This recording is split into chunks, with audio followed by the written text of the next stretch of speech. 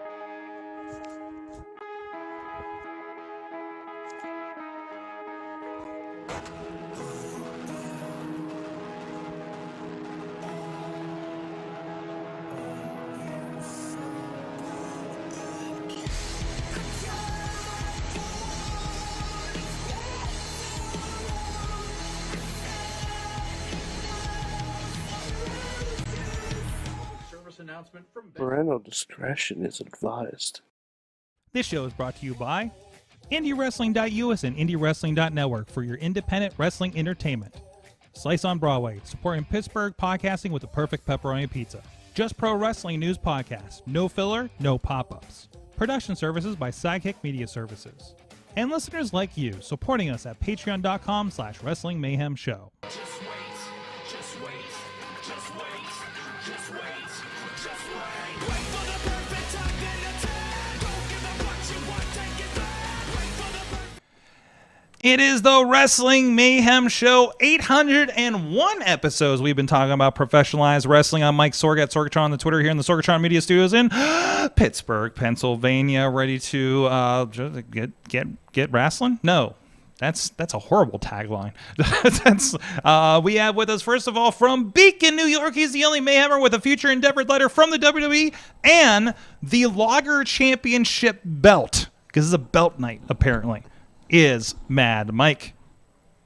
We don't talk about Miro. No, no, no. We don't talk about Miro. Hi, Sorg. Yeah, you posed a question. What about Miro the other day? Yeah, where the fuck is he? I heard somebody said something about I'm him. sick of seeing Dan Lambert. No, yeah, well, who isn't? Come on. I'll take Miro before that any day. But anyways, maybe we'll talk about that. Dan Lambert should not have more TV time than Miro on anything, including an American Top Team show. Wait, is there a show about them? Is that how that works? I don't know. Probably on like some Sweat Punch network. I don't know. Sweat Punch network? Wait a minute. Sweatpunch.tv. I think I've worked for them, Mike. I just sounds about right. So, I mean, I just need more Miro on my TV. I mean, don't we all? But I think. And honestly, if this surprise tomorrow is Karrion Kross, I'm gonna be really disappointed. Really, Karrion Kross is going to? We'll get into that in a minute. Also with us, champion in all our hearts, Ronnie Starks. It's Wednesday. You know what that means. No, it's not Wednesday. It's okay. Hold on a second. We fixed your microphone because we caught breathing, but now it's way too far away from your face, and I can't hear you. You got to find a happy medium, sir. Testing. Testing. That's a little too close. We gave him like a nice headphone. There we go. Well, we got to teach him how to use it. Right there. It's Wednesday. No, it isn't. Nope. You're close. I mean, maybe in the morning when people listen to this on the podcast feed, but Look, man, I'm just getting rowdy and I'm about to move some things, okay? What? God!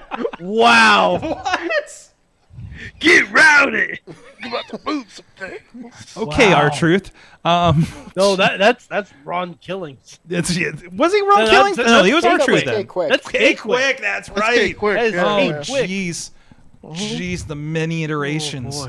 Oh, We have special guests in the studio. We're going to be talking Prospect Pro Wrestling, their big show, Heartache and Heartbreak, this Saturday up in Worthington, Pennsylvania. First of all, representing Prospect Pro Wrestling from the office of Prospect Pro Wrestling. What's your official title? Papa Judo's with us. I don't even know what the hell. What I is do it this week? It's just what I'm a co-owner. I'm the CEO, a CFO, a GTFO, Ass kicker. The guy that gets tossed in a pond. Yes, I don't even know. You what were the hell I do you anymore. were the second in.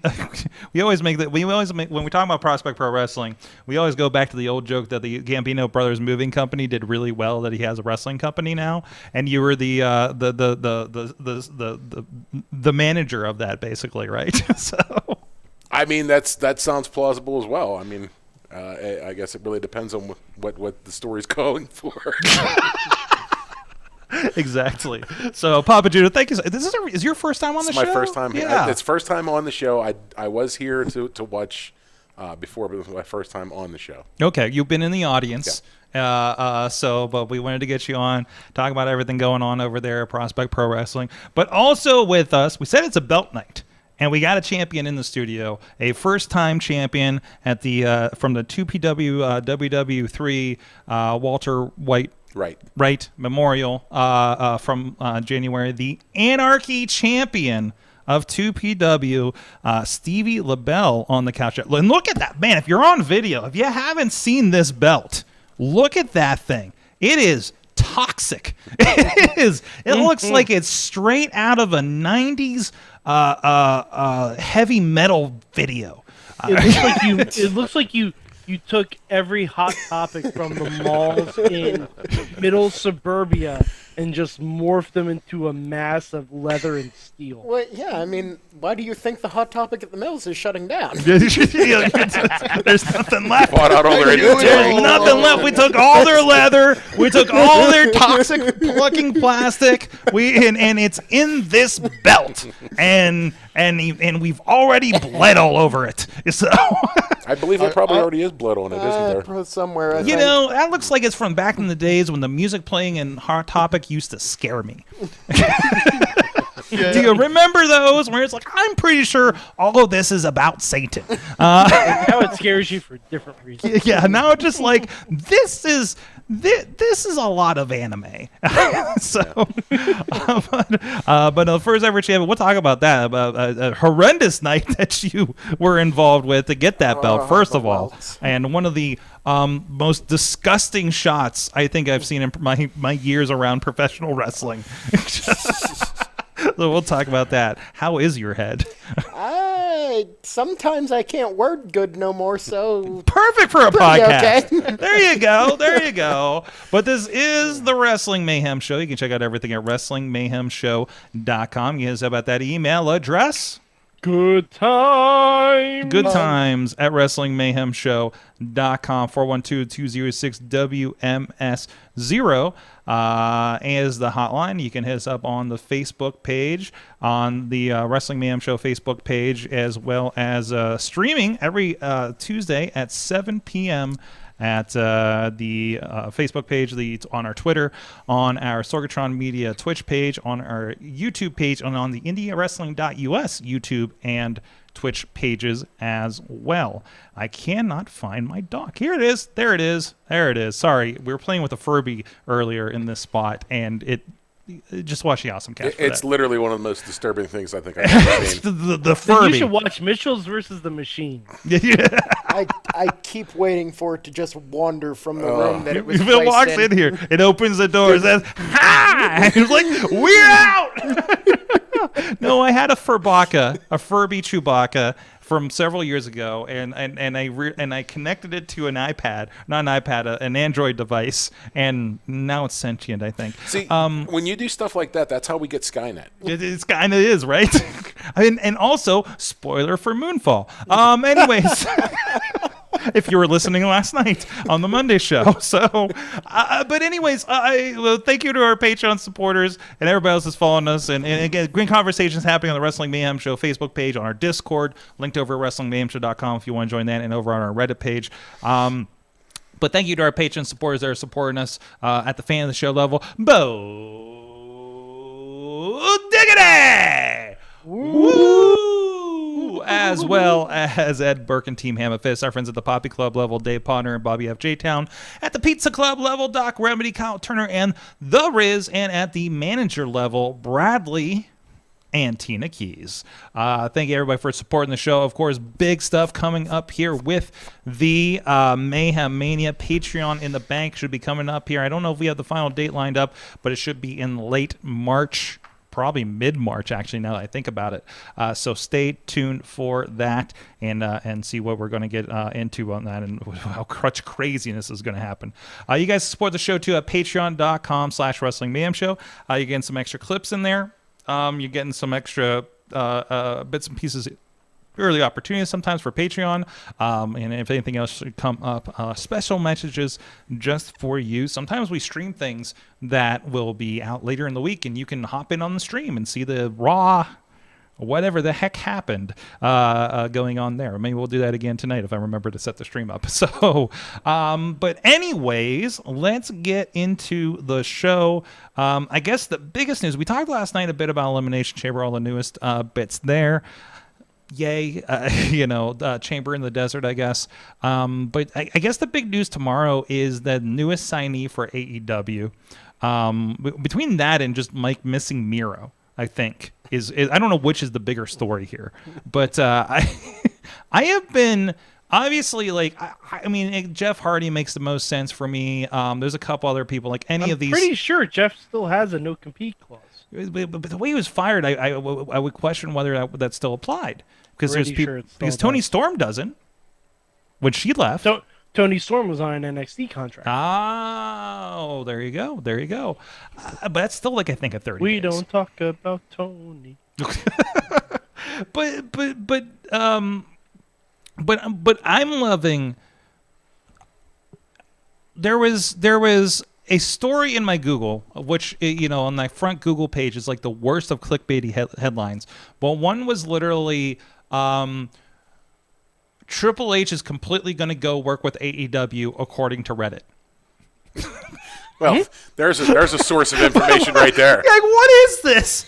What is this article? And it was not through. I don't think it was through a terribly reputable website or anything like that. But Reddit is the least reputable website. But I mean, I have heard everything from Shane McMahon is the new signee that's gonna be in the qualifier for the ladder match.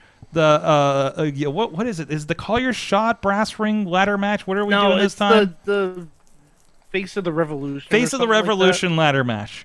Their money where you grab a Sonic ring that didn't do anything for Scorpio Sky last year. Well, we didn't do much for Cesaro either. I'm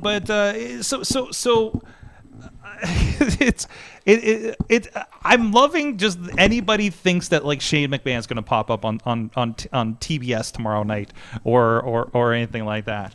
Like it just wrestling social media has been just bonkers over the last week. It seems. So like, is this going to be like the biggest swerve in history where Vince fires his son, sends him covertly to work with AEW to find out all their secrets, and then he turns around and ends up buying it like he did WCW? He turns into WCW. Is that what this whole thing is going to be? I don't know. No. It's got you thinking now, doesn't it? No. Well, no. I mean, there's always the conspiracy that he sent Bobby Heenan over to ruin their product. Yeah, Bobby was the thing. That's a real thing. Bobby was the thing that did that, right? He almost spoiled Hogan turning. Oh yeah, he did. He did. He did do that. Yeah, like he was also like, probably we very drunk at excuse that it. period. we excuse it because it's Bobby Heenan, but as soon as Hogan comes out, he says, "But whose side is he on?" Right. I don't know. It's just been a wild couple days on Twitter. But do you guys have any guesses? Like, I mean, I non-compete. Like, I felt like Jeff Hardy seemed like the obvious choice here. We have a whole round of people that have just been let go or just got out of their 90-day clauses. Ember Moon, Athena is popping up on a Warrior show this weekend. Is Keith Lee, I think, a part of this? But he just got married. Would he be? I don't know. He might be on his honeymoon now. So maybe that is. But the also, honeymoon. did they have to wait for the 90-day compete clause in order for them to have their wedding? Keith Lee and Mia Yim, because that seemed weird to me. Or they're just like, hey, we're free anyways. Let's do this. I don't know how that worked out, but anyways, I don't know. Any guesses on who might be popping in tomorrow night? No. I mean, I think it's probably Keith Lee. I Keith hope Lee? it's Keith Lee. I'd love if it was Keith Lee. I can't Keith believe they Lee- didn't already bring in Bray Wyatt. Mm-hmm. But If they do, it's going to be a big pay-per-view shot, I feel like. Right? they do a lot of weird shit on Dynamite, though. I mean, like, Yeah, they do. They pull stuff out, and I'm sitting there, I'm like, you guys realize this is just a regular show, right? This isn't like, But they only do 4 pay-per-views a year. So you got to give them some people, you got to give people like big highs for the rest of the time. Like, they're not running like a typical TV to pay-per-view model But right okay, now. so why give Bray Wyatt a pay-per-view but not CM Punk? Because they're in CM Punk Chicago was for the TV. introduction of the other show too. Oh, well, CM Punk debuted on the first episode of the Friday show. Yeah, the Rampage. So that was a Yeah. big thing for that. Yeah.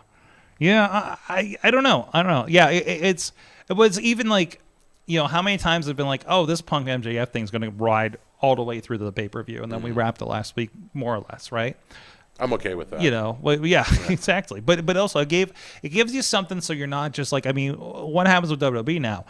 The TV show doesn't matter. The important stuff happens once a month at the pay-per-views, right? Or special events, however we're doing it. I guess that is a big argument against like the monthly pay-per-view model at this point, right? Even Impact, Impact's been they have a monthly product because they do the Impact Plus stuff, but they're still only really doing the 4 pay-per-views a year are they doing? Like the real pay-per-views? Yeah, because they have like the TV special events. Yeah, like they have No Surrender, which are becoming bigger deals now that they're touring again. But, there's still kind of that middling, can we call them in-your-house equivalent shows? Maybe, if you think about it, the old pay-per-view models.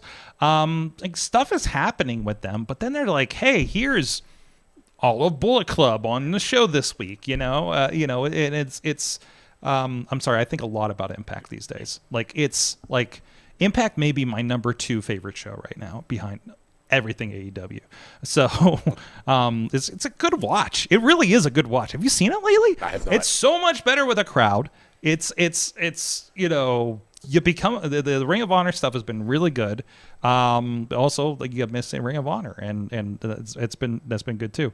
And it's just like everybody that's been let go from WWE just effing killing it and proving why that was a mistake. Last time I watched Impact, it was Decay versus the Broken House Hardy.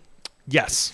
That was the last time I watched any Impact. And there's been a lot of ups and downs since then.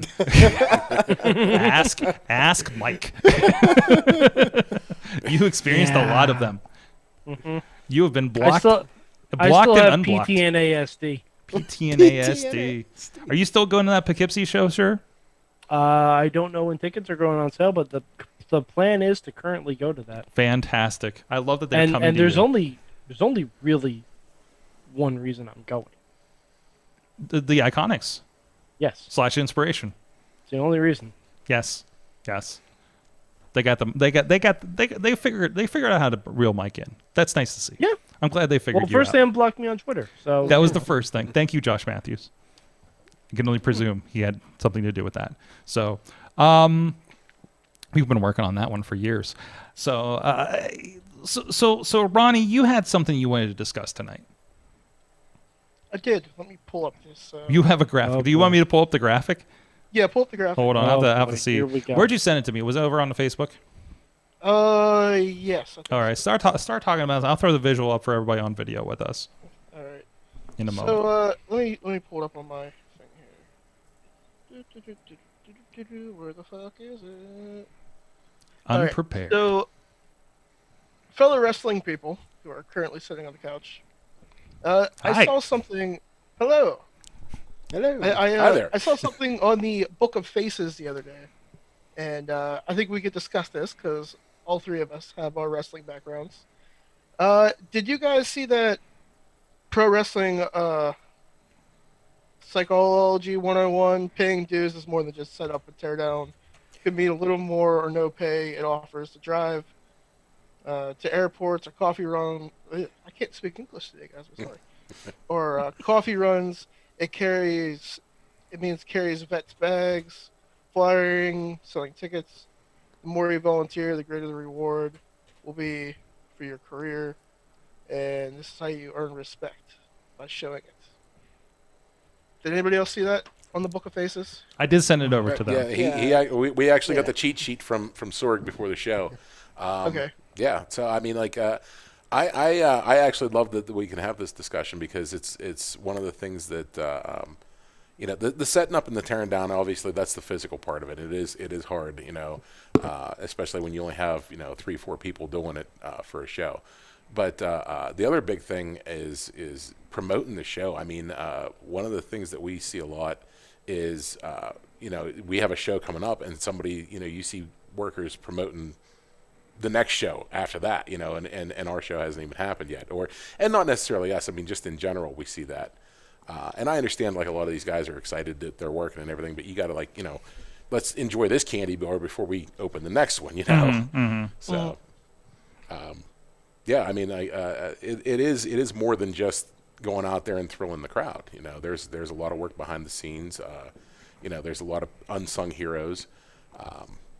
And going out and doing those things, it is noticed. It does elevate you. It does give you a better spot, as far as the promoter is concerned. Mm-hmm. So I mean, Ronnie, like, what really struck this with you? I mean, you've been through so many different jobs over the last couple decades of wrestling, right? Mm-hmm. So like, are you noticing, like, this missing at the shows that you're at? I think with the newer guys, a lot of guys don't help. Mm-hmm. Tear down the ring, set up the ring, or put too much effort into anything.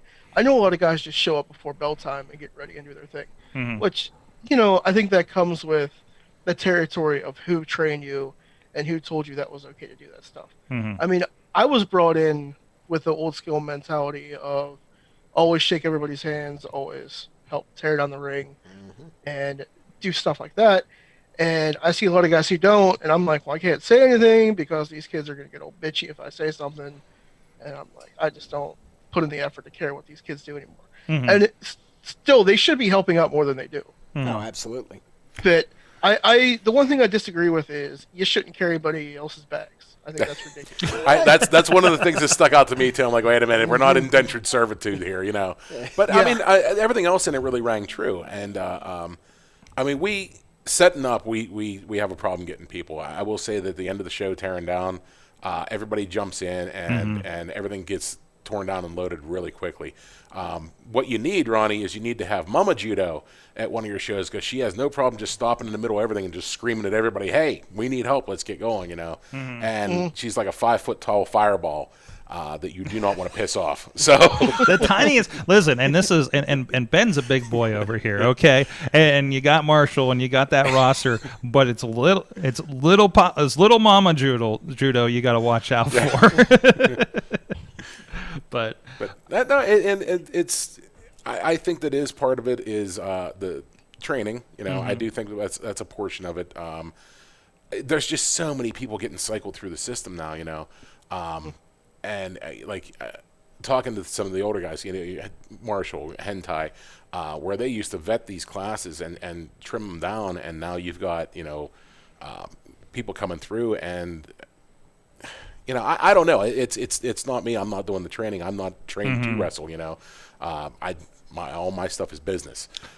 But it could be a generational thing. You know, the way I think is certainly completely different than the way he thinks. You know, but I do feel that there needs to be a transition to that, because you can't do this by yourself. You know, I always say it. I say all the time. You know, the only way we win is if we all work together. You know, and that's, you know, within the company, within the area.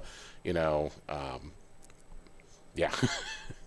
And I've seen that too. You know, working some other shows, like, you know, and this is something that, you know, if you're like, how do I get on show? How I get on show? Like, you know, I'm hearing promoters talk to talents and people I've seen promoters talk to people that are sitting on AEW right now and says, you were always here, you were always a positive attitude, and you always helped out, and, you know, you were always a part of this. Well, and that's how they got their spot, and then went on and went on and went on, right? Like, there was always that, you know. I recall, and I feel like I don't see this, maybe because I'm not working certain promotions anymore, or, you know, seeing some of them on a regular basis. But, like, I remember, like, you know, back in the day when I worked, you know, more promotions that had their own schools, which I don't anymore.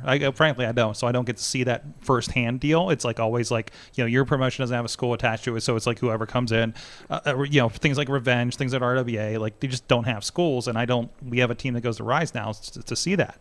But I remember, like, I knew Xander and I knew Ziggy because they were the ones that always walked up to me and shook my hand and asked if I needed help. Yeah. Right? Like, that is noticeable. Yeah. You know, or turning around at Rockstar Pro after an Impact stream and realizing all my cords already been wrapped up. Yeah. Well, you know, I mean, they didn't even ask. The best example, took care of it. Best example I have, while we were all locked down, we had our Halloween show out in the middle of my buddy's field, out in the middle of nowhere. Yes. And at the time, Preston Everest was still a trainee, and he was out in the middle of this field shoveling cow shit so we could set up a ring. You know, who has that? Like, we've heard all of the I trained in the barn and all this. Like, who has a I shoveled cow shit story to their upbringing in wrestling? But now he's like that guy's got a spot, right? Yeah, and he's been doing great. He's got a spot. He's doing great. You know. And it's to this day, even now that he has a spot, he was up there at Revenge this past weekend. Yeah, you know, and that's one of the things that really struck me whenever you showed me the thing from Ronnie, is that most of the help we had at Revenge when we were setting up the ring for them was workers. I mean, PB Smooth came and helped us unload the trailer and set up the ring. You know, I think there was one trainee. Yes. Yeah, like one trainee, and yeah, we I had, think there was... you know, and everyone else was workers, you know, and it's just like, I don't know. But still, that even that there's that idea, you know, as workers to we want to help, and that's a testament to Revenge to have something and have that community and to put forward that vibe that everybody wants to pitch in to make this thing work. Yeah, right? Yeah, absolutely. I mean, like, you would think like these newer kids that are still in training or had just come out of training would be racing to get up there. They had a 600+ crowd. You know, after being gone for 2 years. That's like one of the biggest crowds on this side of the state. I believe that. Like, is anybody else pulling 600 these days? Like, I can't. Listen, I love our crowd at 2PW. We have troubles pulling 600 in 6 months. You know, exactly. I don't know. Is anybody in Pittsburgh doing 600? Period. I don't think so. Even the big shows. So. Yeah, I think the last. I'm not even sure if they did that at Warrior. Yeah, I don't know. That's an impressive number. And like, you know, I guess their pre-sales were the best they ever had. It's basically all of Erie, but well, yeah. I mean, there's not a lot to do up there, you know. Yeah. But yeah, but I mean, it's something like that. You would think that people would race to be a part of that, you know. Yeah, it just strikes me odd. Again, maybe it's a generational thing. You know, I was always raised to work your ass off. I mean, it's also, you know, we've kind of had a stutter stop too, because I remember like there was a lot of people that were in training, debuted to no crowds, weird crowds, outdoor crowds during COVID. So like, I don't know if that has kind of stutter stepped people's motivation a little bit too, out of like, you know, you got to think like that's, You know, if you're coming through the schooling and you don't get that out of the gate typical experience, that maybe that turns into something different too. I don't know. Maybe that could be it, or it could be something else too. But I think, go, yes. sorry. Yeah, go ahead. No, Ronnie. I didn't mean to cut you off. That's fine. I think the last time I went to a wrestling show was at Rise, yeah. And I helped them tear the ring down. Mm-hmm. Yeah, Like, I'm just like, well, this is what I do, so I'm going to help them. Like, Yeah. and there was just other people just standing around doing nothing. And I'm like, okay, guys, that's cool. Yeah, that's kind of where I'm at with it. Is I see something that needs done, I just hop in and do it. You know, which is how I end up getting suckered into all this, And then never went away. I never got out. Yeah, exactly. Other wrestlers, a wild concept. If we all help tear the ring down, we can get out of there faster and go do the things we actually want to do. Before Permanis closes. Yeah. Yes. Yeah. Exactly. Like, and everybody can make it, and not just a few. Yeah, no, absolutely. Like, it's interesting to see how this kind of developed over the years, and the different vibes. You know, so like, you know, always great crews. You know, Warriors got the freelance kids. You know, out there. Not kids, you know, but and they're doing any job around that show, right? That's not a home promotion. Like, I think they rent the ring for freelance, maybe. You know, I don't know. I honestly don't know where the ring comes from. I just show up and wrestling happens. But you know, and it's always a great crew. So I you know, I don't know what that is, but you know, and that is interesting. Like, how do you attract, you know, people to help when you don't have a training school that says, you know, hey, this is part of your training. You have to come set up at, you know, noon today, you know, that kind of thing, you know. And even like I've heard, you know, overhearing like, oh yeah, I'm not showing up for that one, you know, kind of thing from trainees. Also, that trainee, I don't usually see too much longer. You know, that usually goes hand in hand with something like that. It's like, oh, you're going to say you didn't want to pitch in, then you're not getting booked. How do you like that for an answer? Yeah. Well, yeah. and like one of the things we always try to get across to trainees is like, look, if you show up, we see you helping. That stays in our mind. Absolutely. And they have to understand that, yeah, you're going through training and you're guaranteed one match. You know, and after that, you know, there's only so many Saturdays in the month. There's only so many spots on a roster. You know, so you gotta be willing to travel around. You know, there was a great list. I didn't read all of it because it was long. Then doesn't entirely apply to me. But the Brutal Bob Evans. Did you see this list that there was like 30 items? Yeah, that yeah, was I like, did. It was like Yeah. it was like the contract of being a pro wrestler. it literally or should something. be laminated and posted on the wall of every wrestler. I think that's everybody out there. should. I think Yeah. if you should put it, you guys should be putting it right next to the call sheet call on sheet, the yeah. next show. Like especially since Prospect is like a younger wrestler promotion where everybody's cutting their teeth. We've been talking a lot about culture, right? And it's like, you know, this is important. Yeah. This is a keystone and will get you somewhere, Yeah. right? Like there were things like, and I can't remember if it was from that list or another discussion, like show up, like say you're a ride along, show up to a show, shake the promoter's hand, ask if they need anything. You know, bring your gear, but don't expect, you know, things like that. I think it was like an asked if it's okay if they're there kind of thing, even though, you know, it's usually nobody should say no at some Well, point. I mean, Yeah. not to cut you off, but Kavad. That's what Kavad did in December at our Toys for Tots show. Yeah. You know, he showed up, had his gear, Yeah. shook hands with everybody, introduced himself, asked if there was anything he could do to My help. God, I've seen him on every promotion in January. It's weird, right? As It's odd how that they should. happens. Yes, and now he's on. Like I saw him at like KSWA in December. Like I presume I ran into him at your show. Yeah. And then now he's been on like RWA, your show. I think I've seen him on a couple He's other in ones Eclipse. in clips, on graphics and stuff. I'm just like, and he's like kind of a comeback, isn't he? Yeah, he is. Like he was in it. I think he has some personal issues he's been dealing with, and he just like came back in a huge way. Yeah, I So- mean, and honestly, Joshua Kavad, correct? Yeah. If anybody wants to look him up. yeah, so far, and I have no reason to think it's going to change. He's salt of the earth. You know, Yeah. very respectful, very helpful, very upbeat. You know, it's one of those things. Like, I kind of feel like we hit the lottery. You know. We got a good question from Dave Potter in the chat room, again, as an outsider, not in the wrestling business. And to be clear, when we talk about this, like Mike and I consider ourselves kind of on the fringe bit of this kind of thing. Like we're not in the business, but we see a lot of it. Ponder's saying, from an outsider's perspective, do you think some places have an issue separating pulling your fair share and hazing or piling on for young kids? Is the hazing still happening? I mean, I'm sure it is somewhere. I actually listening to the Sunday sessions, there's some horror stories on there. But again, like, that is happening some places, but I'm not seeing. I think it's just, like, I'm not seeing that, at least on my side. You guys are more on the back side of things. I haven't seen hazing in a long time. No, I don't think they really have. have. Yeah. I mean, like, I would not tolerate it if I saw it happen, and I wouldn't tolerate it. I mean, did people joke back and forth? Yeah. And usually it's dirty jokes, but as far as putting all the work onto one person, no. I mean, I never ask anybody to do anything that I'm not doing myself. I mean, Sorg, you've seen how many times do I pick up a ring post, one of the corner posts by myself and haul it out. And then everyone yells at you. And then everyone yells at me. Papa Judo, he's so strong. You're a dick. You're a dick. I'm just setting an example. Then I have to hear him yell, he can't move for 3 days. Exactly. No, I just look over and go, neither can I. Yeah.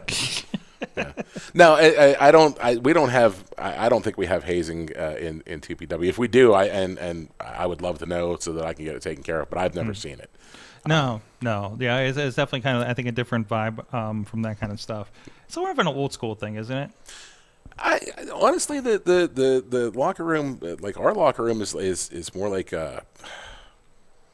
it's like a club. I mean, everybody always raves about how they just enjoy themselves.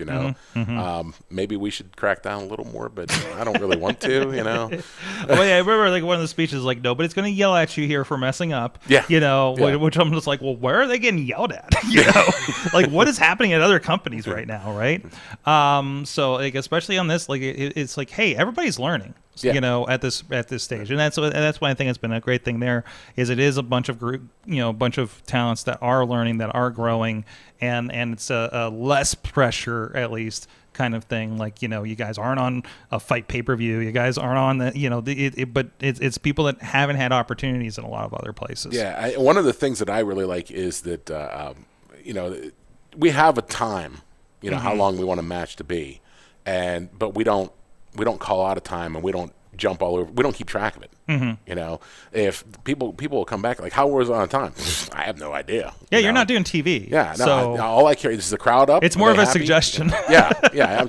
Try and keep it in there. It's a guideline, but get the story done. Don't overdo it. Don't kill the crowd for the next match. Make sure the crowd's happy when you're done.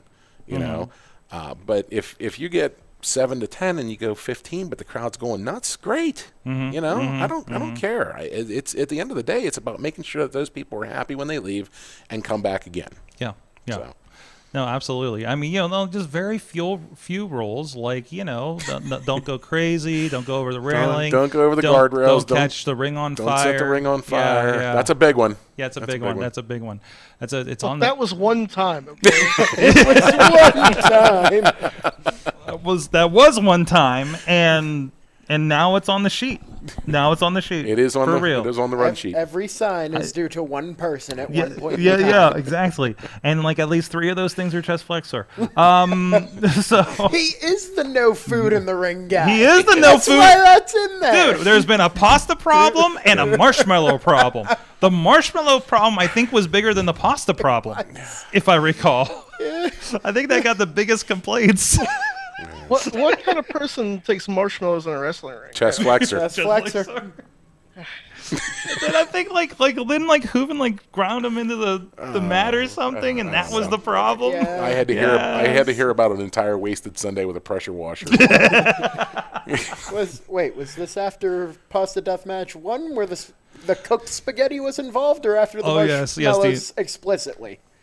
Yes, I mean, there's been several times. Yeah, because there was the cooked pasta, and then the marshmallows happened, and then we went back again with the uncooked pasta, and that's why the cooked pasta should never be an issue, because they should have done my idea with the Type A Penne match. There you go. There you go. Have you heard this idea? I have not. Judo? I have not. Please explain. Mike, this is the person you need to pitch it to right now. Okay. All right, here you go. All right, so the Type A Penne match is basically a Type A death match, but you stick your hands in marinara sauce, and then you coat them in cracked up pieces of angel hair pasta, and then you just like pasta knuckle brawl with each other. I think you just pitched Pasta Deathmatch 3. Yes! Yes! Yes! Is Flexer in the audience? Because I'm kind of concerned right now. I think he's busy with a new child right now. So thank goodness. Thank goodness. So, nobody tell Flexer.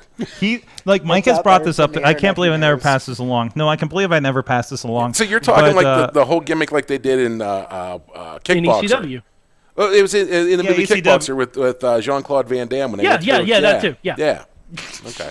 Yeah, but just like it's marinara sauce, like you coat your hands, and then you have like a big, I'm talking like a big OXO container bowl of broken up angel hair pasta.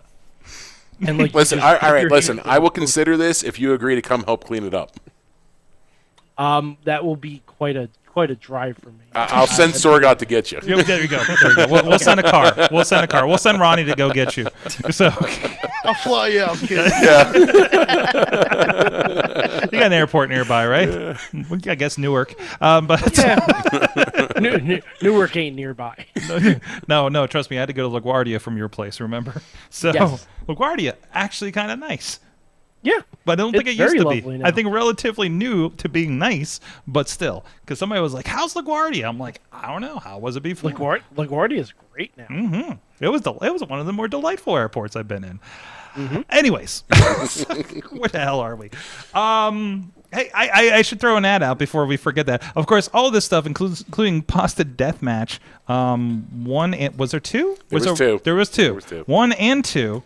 You can see over on IndyWrestling.us, of course. You can see that also as part of the network on VODs, on the YouTube membership, all kinds of places. And check out the history of Prospect Pro Wrestling, including what we're about to talk about in a moment here, the Anarchy, first ever Anarchy Championship match. Crowning, and of course a lot of other great stuff going on there. Also a lot of other great action, including our friends at Warrior Wrestling now listed over there on IndyWrestling.us. If you want to check out what we've been doing out there in the Chicagoland area or South Bend, we'll be having the South Bend episode edition up very soon too. And also our friends at Pro Wrestling Conquest, our friends at Renegade Wrestling Alliance, just celebrating their 13th anniversary show. And also, hey, shout outs in 2 weeks. They're going to have Shane Taylor in for that show. Looking forward to that. I'm sad I'm going to miss Shane when I'm on the road myself. But and of course, this weekend's Prospect Pro Wrestling. If you're not able to get out to Worthington because you live in, I don't know, Seattle, like some of the people in our chat room right now, I know a lot of people out west keeping up with Prospect Pro Wrestling and Rise Wrestling and everything, and know all these Pittsburgh area wrestlers, thanks to what's going on over at IndyWrestling.us. Thank everybody that's been supporting it. We are, I got to say, we did hit re-hit a milestone on the network because, of course, with COVID and everything, but we are now well over where we were pre-COVID as far as signups and everything. Of course, a lot of great new content going up there right now. We have a new just released in the last week, I think it was. We have 2 volumes of the main event, Duke Davis and Gannon Jones, up there on all the platforms. And we have we're going to be I'm hoping we put the finishing touches on this month, but we have a special coming up here with the Rev Ron Hunt and Chris Taylor in their 2-year yet one singles match feud. Do the math. Do the math. And it took us about 3 hours to talk about it. It's the most pro wrestling thing ever. So that'll be coming up here very, very soon. And I'm still working on a clever title for that project. I think just Heaven and Hell, the Chris Taylor and Rev Ron Hunt story might be it. So Saints and Sinners. Oh, that's a lot better, actually. So go check out everything IndyWrestling.us. Prospect Pro Wrestling Anarchy Championship. The Anarchy Champion is here, Stevie. It's true. I've got the belt and everything. Got the belt and everything. There it is. It's heavy. It is. It's very legit heavy. One of the heaviest belts I've ever picked up. So heavy. heavy. It's so heavy. The plates alone are as heavy as one of the Eclipse tag belts. And that's like real ass leather on there too. Yeah. There's like a whole cow in that belt. So tell me about it. Of course, this is a memorial show. This is somebody that was very close to the Prospect Pro Wrestling family in January. It was, and by the way, that was one of the best shows I think I've ever been witness to at Prospect Pro Wrestling.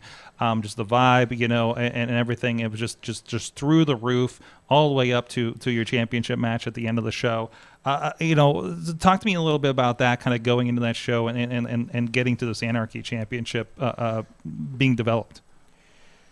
Well, as far as the development end of things, that's more the guy on my right. Mm-hmm. For me, going into the show, it was a lot of weird mixed emotions.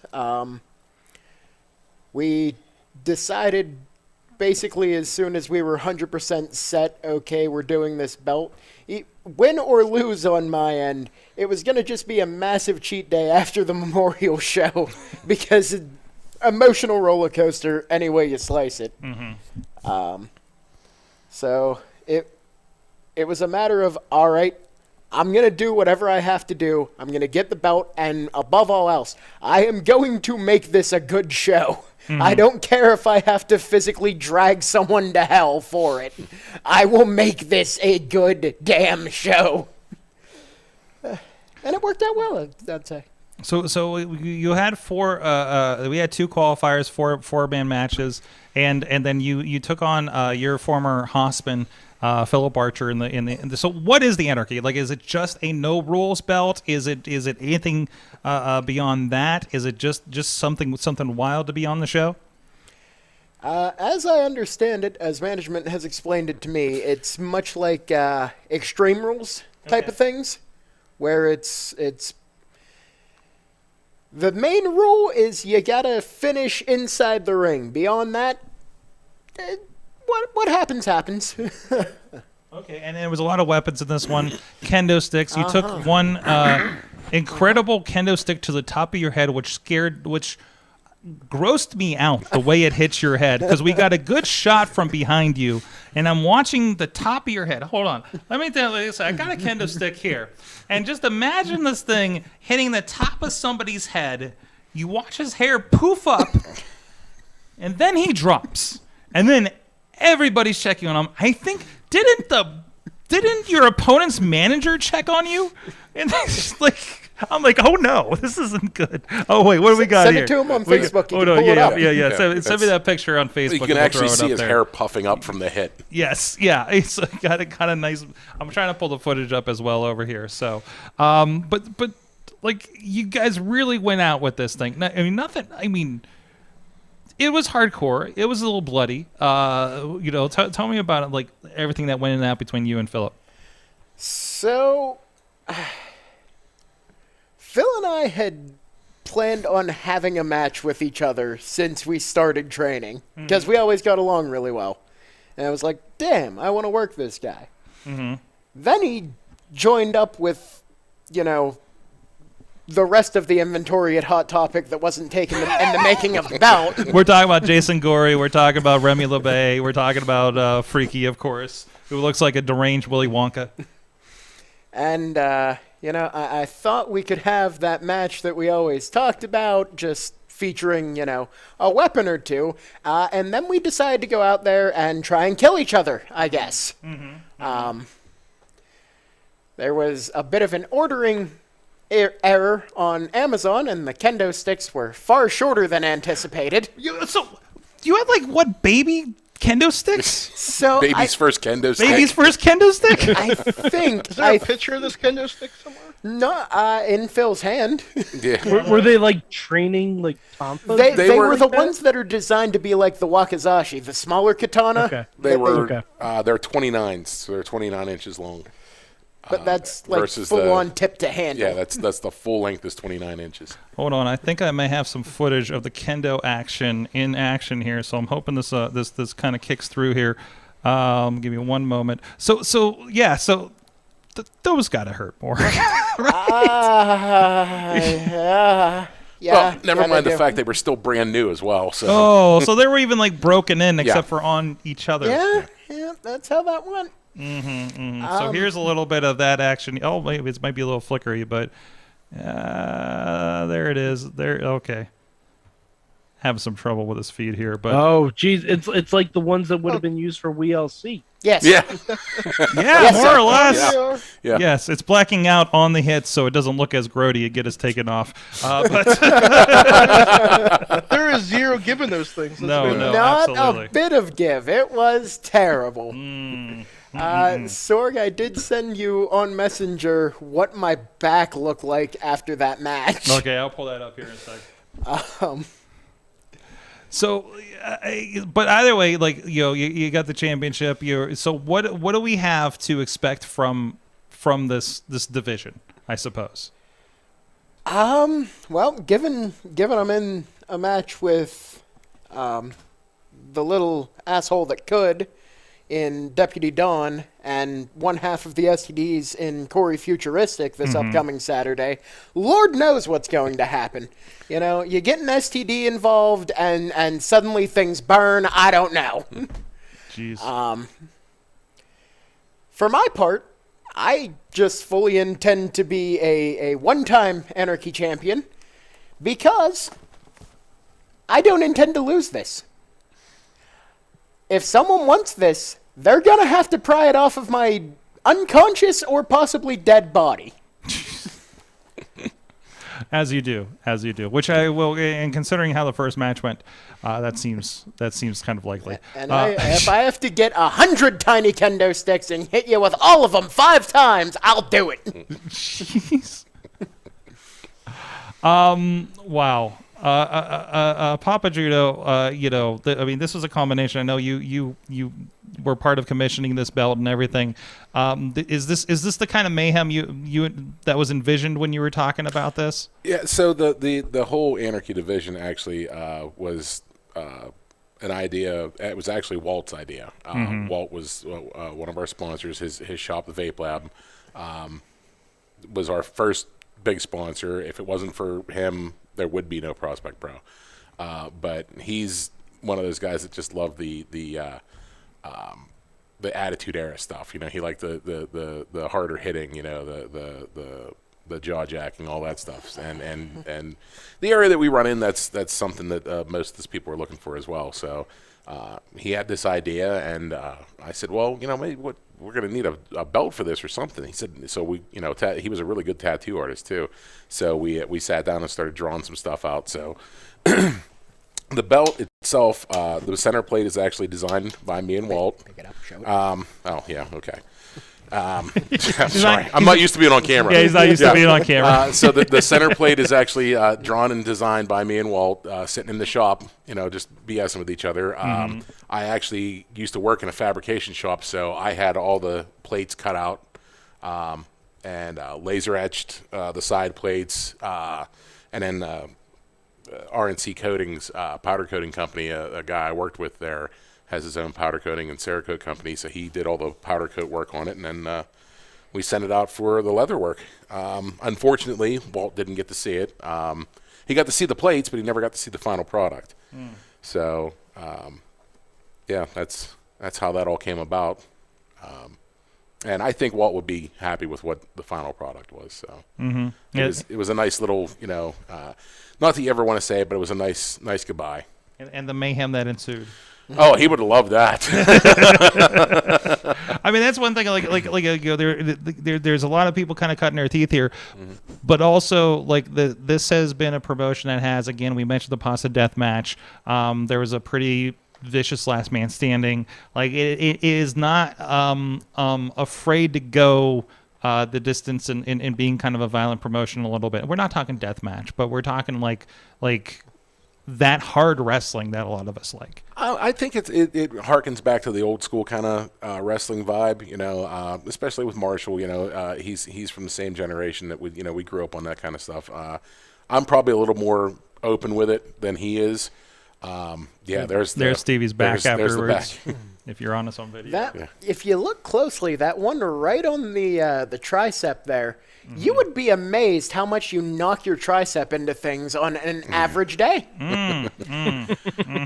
Just put a beacon on that, didn't it? And there's afterwards. I mean, the Anarchy champion, the first champion holding the belt, not bleeding would have been almost disappointing at this point, right? So, but so you do got who'd you said your opponent was in the next match here? Next match, it's a triple threat. It is me versus Deputy Don Murphy versus Corey Futuristic. Jeez. Wait a minute. I'm just wait a minute. So you have an STD. That's a you mix have, of guys. Yes. I think I've got the size advantage, guys. I think I've got a bit of reach on both of those guys. I mean, do they combine? Do they meet your weight? At this point. So I mean, no. Are they going to be wearing a giant trench coat and sitting on each other's shoulders? Not against the rules in the Anarchy division, right? What rules? Yes, exactly. So as long as it pins in the ring, I don't know how you pick which is the champion there. They have to be a combined champion at that point, right? So who's the top? Who's the bottom? With an STD involved? I knew we were going there. Oh, I'm sorry. I'm so sorry. Sorg, you walked us all right into that beautifulness. Yeah, I did. I'm sorry. I set up the tee, I put the ball on it, and forced it right out of the fucking park. Son of a bitch.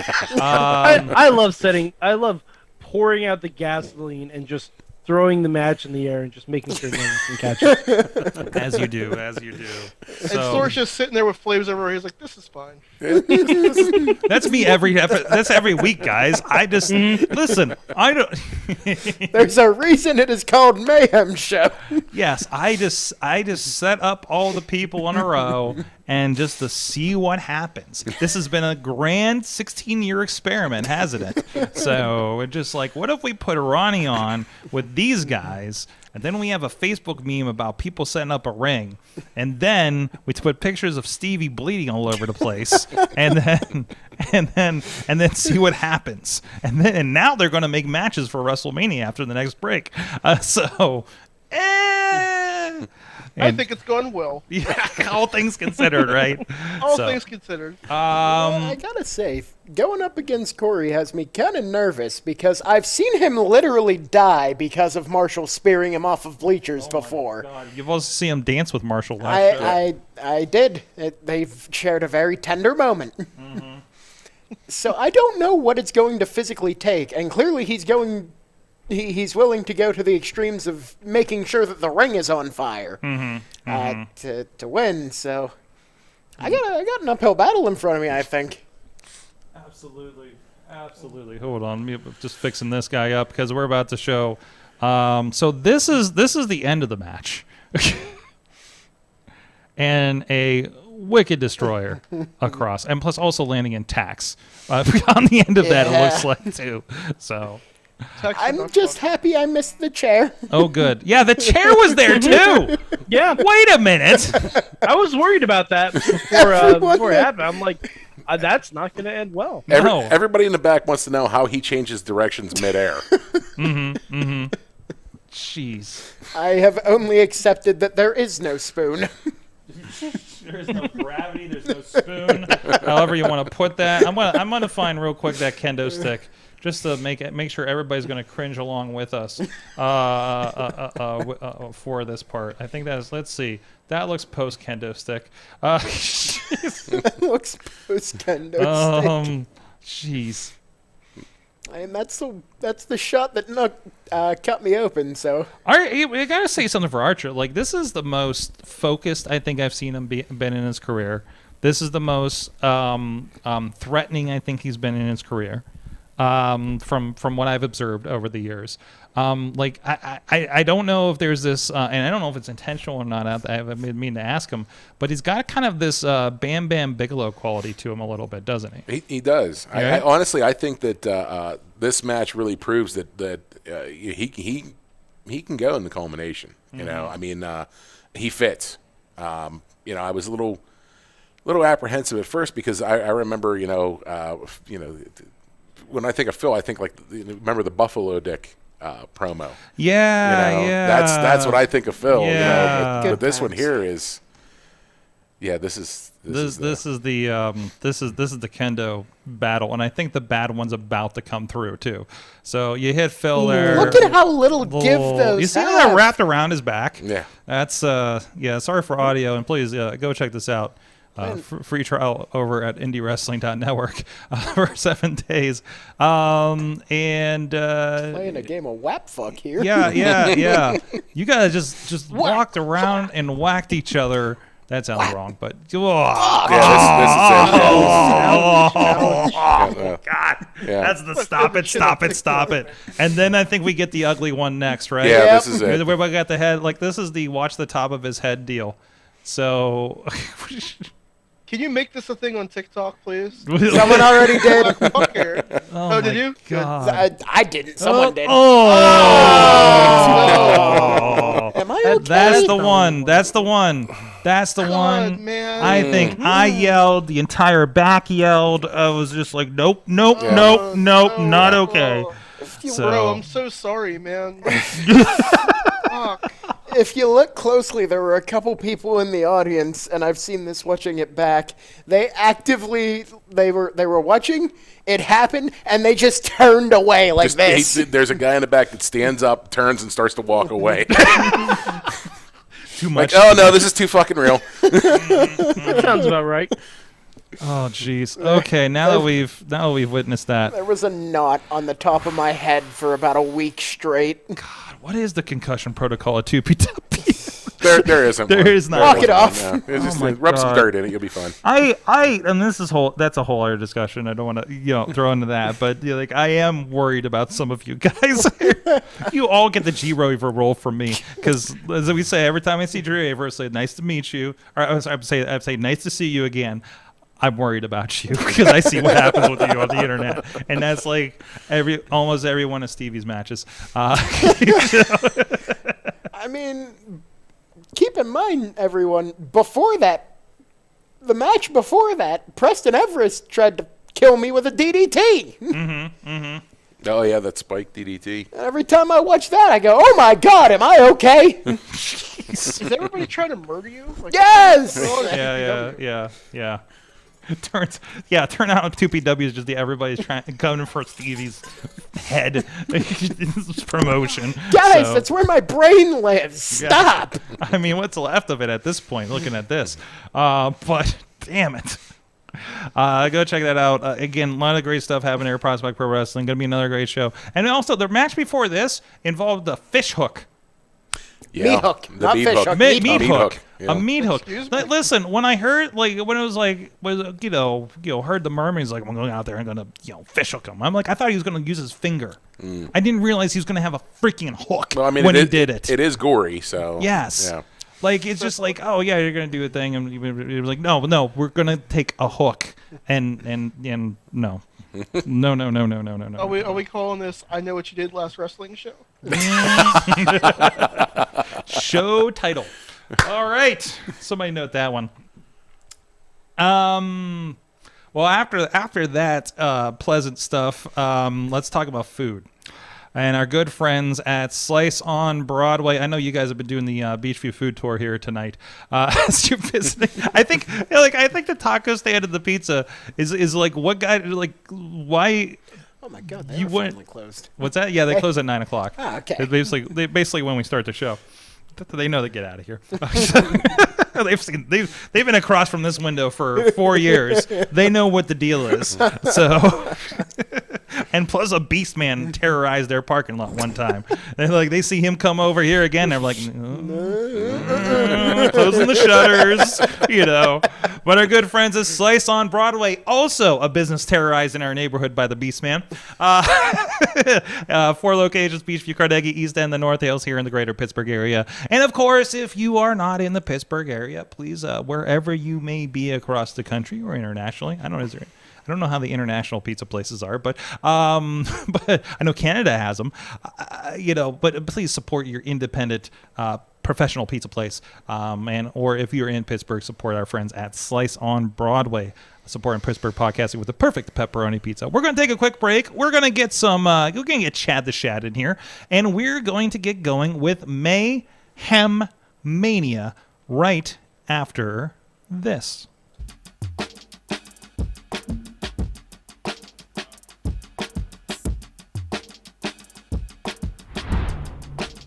Savon's Legendary Podcast. Watch out on the TV network on Roku. Grind City. And you know this, man.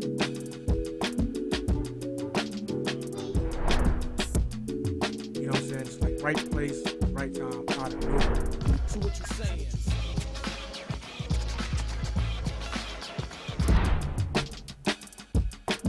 Former tag team partner coming to save. Tony Johnson, we saw him battle Edric earlier, but this is a 2-on-1 mugging.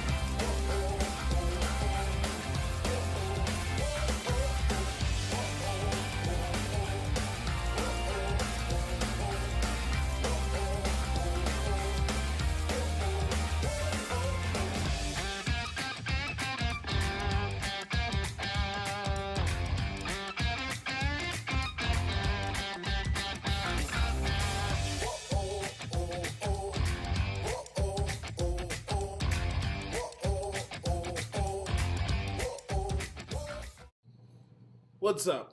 It's the Gigabyte Grizzly Brohemian, and this is a messed up time we live in, so I need you all to do me a favor. Wear your mask.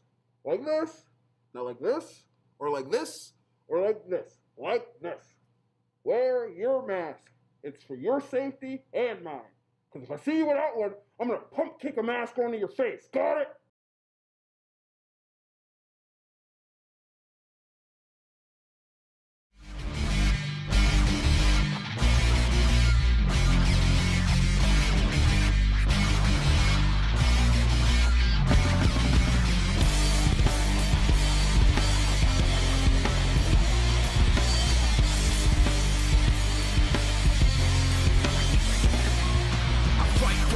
For a foot or an inch, yeah, I fight for you all. Is the truth and I'm in, yeah, I fight for referee preference.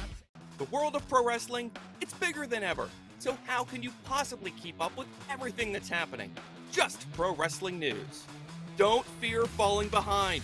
Give us just 5 minutes every morning and we'll catch you up on the biggest news in the world of pro wrestling. No filler, no rumors, no spoilers, no pop-ups. Just pro wrestling news. Subscribe on your favorite podcast app or tell your smart speaker to play the Just Pro Wrestling News podcast.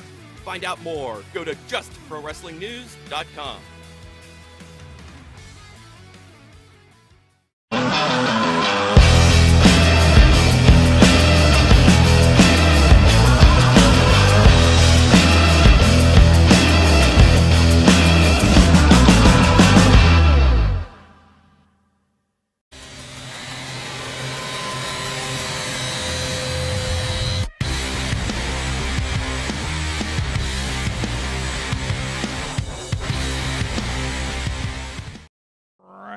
It is Mayhem Mania. Oh, I got to get the graphic up here. And presiding over the Mayhem Mania, and I think we got a lot of competitors here on hand for you this week. Chad the Shad. Chad, how you doing this week? Pretty good. Can't complain. You are. I know you're heading to some wrestling this weekend. So is this the first show you've worked at 2022?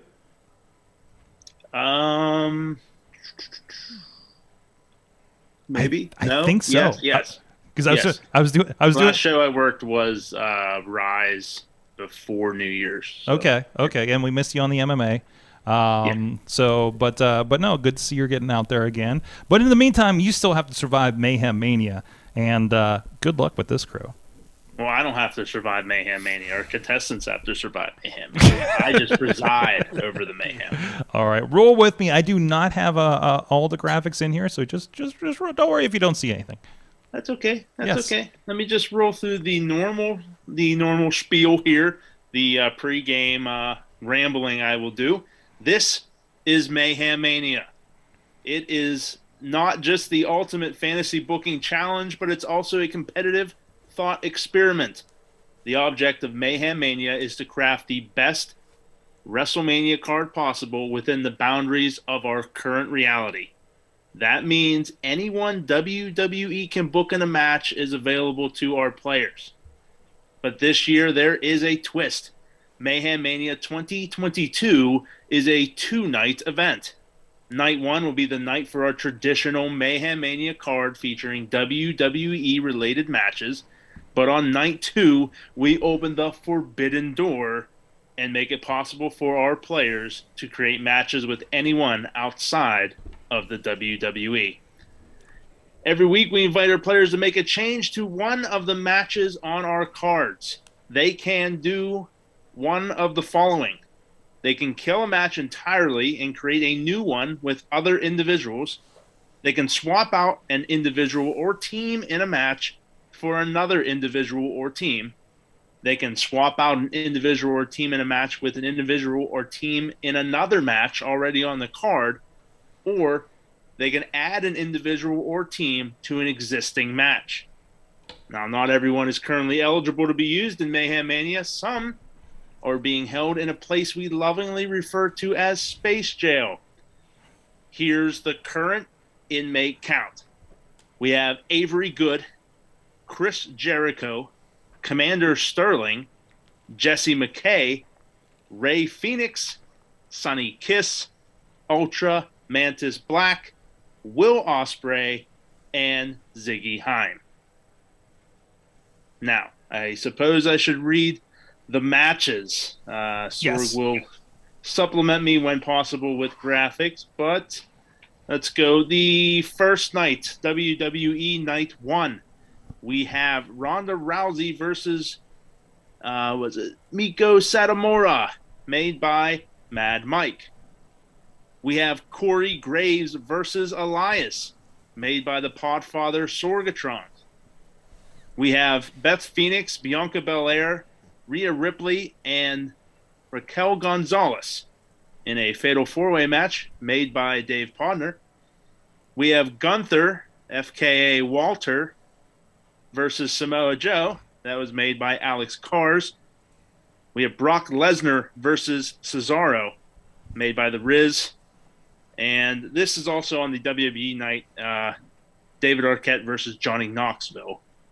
Because those can both cash checks from Vince McMahon. That was made by The Riz. Now for our Forbidden Door, there is one match that kind of floats in between, but it was allowed due to various bank accounts growing in size. Braun Breaker versus Wardlow, created by the Lebanon Dawn, Joey Moses. Now the Forbidden Door, these matches are on night 2. Dark Sheik versus Cardona versus Nick Gage versus Moxley versus Strickland. Made by, I believe, Alex Cars. Yes. Or last touched by Alex Cars. Here's the graphic without Dark Sheik. Yeah. We have AJ Lee and CM Punk versus Britt Baker and Adam Cole, made by Hall of Famer at the Mayhem Show, DJ Lunchbox. He was inducted last week. A match made by Mad Mike, Cassidy versus Danhausen versus Abaddon. We have Bussy featuring Effie and Catch versus Thunder Rosa and Brian Cage, made by Sorg. We have Darby Allin versus Lee Moriarty, made by Mad Mike. And the last match on our card here was made by Beast Man. It is a rather large match featuring plenty of individuals. I see why our graphics department gave up this week. It is a very hard match to have match graphics for. Yes. Zombie Rick Rude. That is the zombie from ECW fame dressed as Rick Rude so that it can be realistic. Versus Ricky Morton versus Soul Taker versus Lord Zoltan versus Dink versus Swoggle versus 1993 Sonny. He's just going to have to pretend. Went really hard at the current. Have her stand really far away and squint at the really Sonny now. Versus the Executioner. Chad, I think this is actually an 8-person tag. What? I think it's an 8-person tag. Not an 8-person. Well, you know what? I'm making it a free for all. Okay. I mean, it will be anyways. Let's be honest. It may about have been. It may have. I'm reading the page on WrestlingMayhemShow.com. I think it started out like that, and then I think he at the end he paired them. He gave them all. Yeah. It doesn't matter because I'm eliminating anyway. I don't. Okay. There you go. Man, calling your shot. Already with the wow. Ronnie, you don't want to give Matt one more week to try and make that graphic? Jeez, you want to face Beastman next week when he finds out you killed his match again? It's fine. He'll just yell at me because I didn't show up in the studio. I mean, I'm still trying to figure out what I'm going to do with the part of my wallet he signed. The wife of the show was not happy about that. I'm sure she wasn't. Whatever he says will be incoherent at best. Yes, yes. Because he won't be on the couch that translates. Yes, I mean, are you ready for Beastman running a company? Ronnie? Well, it's gonna be fun. It's gonna be fun. It's gonna be fun. Yeah. So hey, I think you're running the technical side of that, aren't you, sir?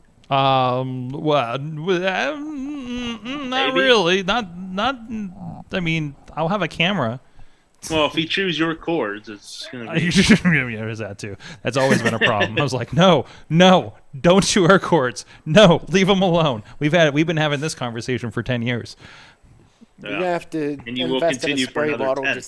No, bad beast man. Man, could you imagine if I just spray bottle Beastman at ringside to keep him away from me? Beastman, can we do this? You see, watching. You need to hurry up and spray him, and then as he's confused as to what the hell was just going through your head, you run away as fast as possible. Oh my god! Or you toss that spray bottle to whoever's next to you. I've never wanted to pitch myself as part of a wrestling show, but now I kind of do. Did you see that son of a bitch sprayed Beastman? Look, he's right there. Get him, Beastman. Anyway, get him. There you go. There you go. Oh my god. So we will move along here. Sora, can you give me a rundown of our in-studio guests? Well, we do have Stevie Lebell, and we have Papa Judo. And then on the interwebs, we have Ronnie Starks and Mad Mike. And we'll tag you in later too, Sorg. Okay. Sure. We'll have the 5. Chad, before we begin, point of order. Point of order. Have there been any benefits from the Royal Rumble yet? They are still being processed, but okay, they will be tied into the Elimination Chamber. Okay. In a special way. One of those things. We're still ironing out some little details, but I'm just saying will tie into the Elimination Chamber, and boy, do I have something planned for the Elimination Chamber that I think nobody will like. So it's going to be spectacular. Well, to be fair, we already I'm going to enjoy it. Of where the show is, I love a host of a show that has no requirements except to please himself. Yes. So, look, I believe I'm that's the going to Tony Stark enjoy. Hey, Awesome. calm down over hell there, out of Shane McMahon. All right. I'm going to build the show around me, and it's going to be me and myself and I, and those three are going over, brother. And then you're going to One thing AEW. you've proven is you will never stop to pleasure yourself. Right. Here comes the money. That's an Iron Man 2 quote, everyone. That's an Iron Man 2 quote. He really does just like wait for to light the puddle that's been poured, like he said earlier. Mm-hmm. Yeah, Mm-hmm. that's, I appreciate that. That's how we blasted this. Be as the frog in the pond. All right, so we're ready to make moves here. Yes. And God, yes. since he spoke up earlier, Ronnie, you can go ahead and make the first move of the evening. All right. Well, I have a question before I make this match. Sure. What match did you say Danhausen was in? He was in the Orange Cassidy versus Danhausen versus Abaddon. All right. Well, I'm gonna take Danhausen out of that match. Honey, how dare you? Okay. Just wait till you see where I'm going with it. Okay. No, Okay. no, how dare you? Okay, and I would like to eliminate Beastman's match. You can't do both of those Yeah, things. that's too many moves. Oh, really? Yeah. Yeah. Okay. God damn it, Ronnie! Learn how to play the game. Hold on. Okay, You're getting a counter too. Everybody calm down. And then I'm just going to eliminate Mike's match then with Danhausen. Wow! Wow! Whoa. All right, fuck you too. Eliminate Fuck you too, Cassidy, Ronnie. Danhausen, and Abaddon. That's it. I'm spoiling Boba Fett for you. Don't you dare, because I'm going to. That's you it. son That's of a what I'm gonna bitch. do now. You son of a bitch. That's Don't what you I'm dare. gonna do. Not the I one do from this not- week. I do not need to know what Grogu's decision is. This is. Oh, I'm going to at you on Twitter. I'm going to DM you. I'm going to Facebook Man. message you. I'm going to post on your wall. You can't- won't be able to avoid it. I will I come can't with you wait. to New York. I can't wait for Grogu to give Luke the finger. He's going to. Okay. You got So- 50 seconds. So you Okay, get so to my create an matchup- entirely new match. Yes. I would like to make a cinematic universe match. I want to do Danhausen.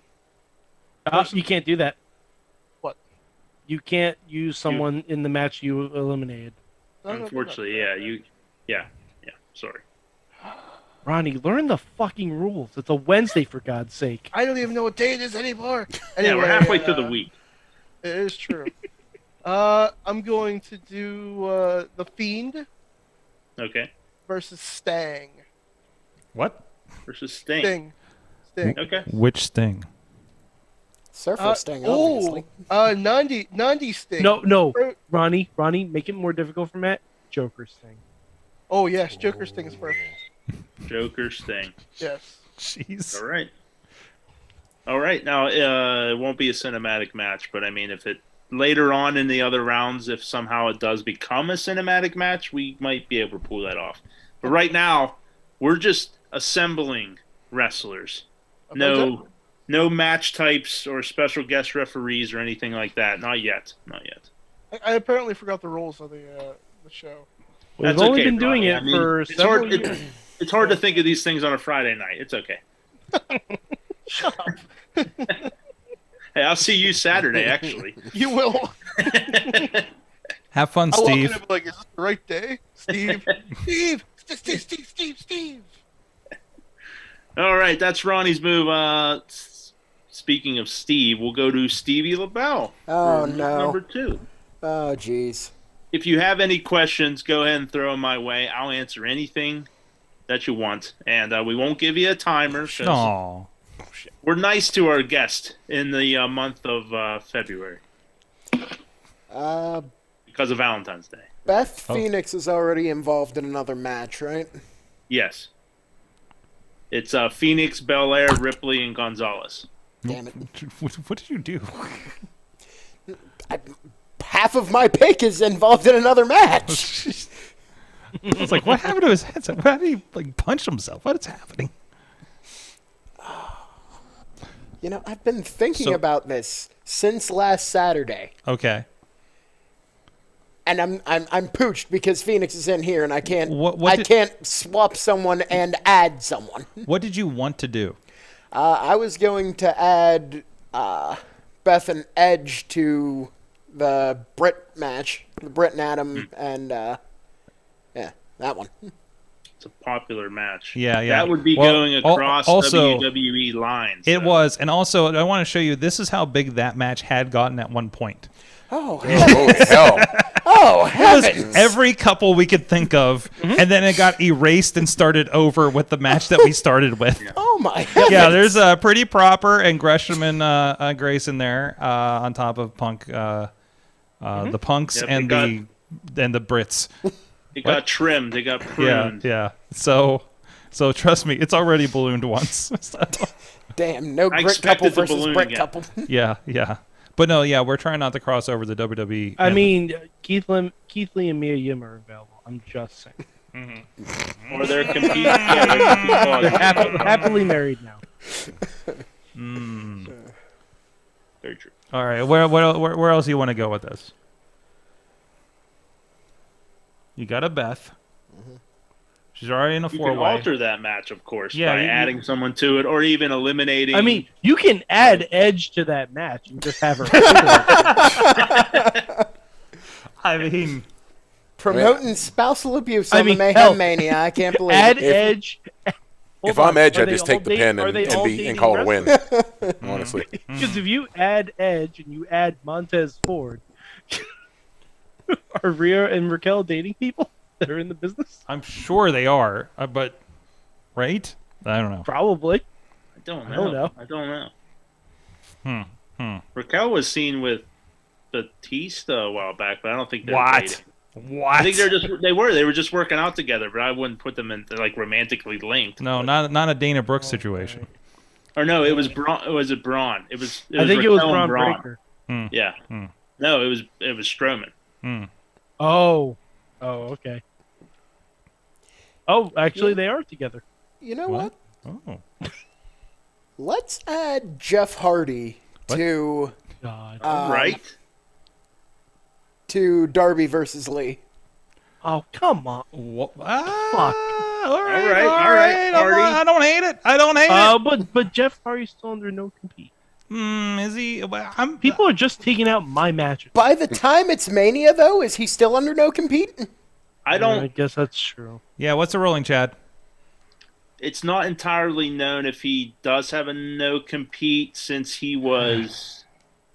I don't know. I don't know what the ruling would be. As I don't know if he has an actual no compete if he was fired. But the no compete would be out by Mania, correct? Yeah, it would. So it would be. So I say you include it. And we've allowed that to happen before. So by Mania, yeah. Okay, I like it. Okay. Versus Darby. This is just sad for versus Lee. All right.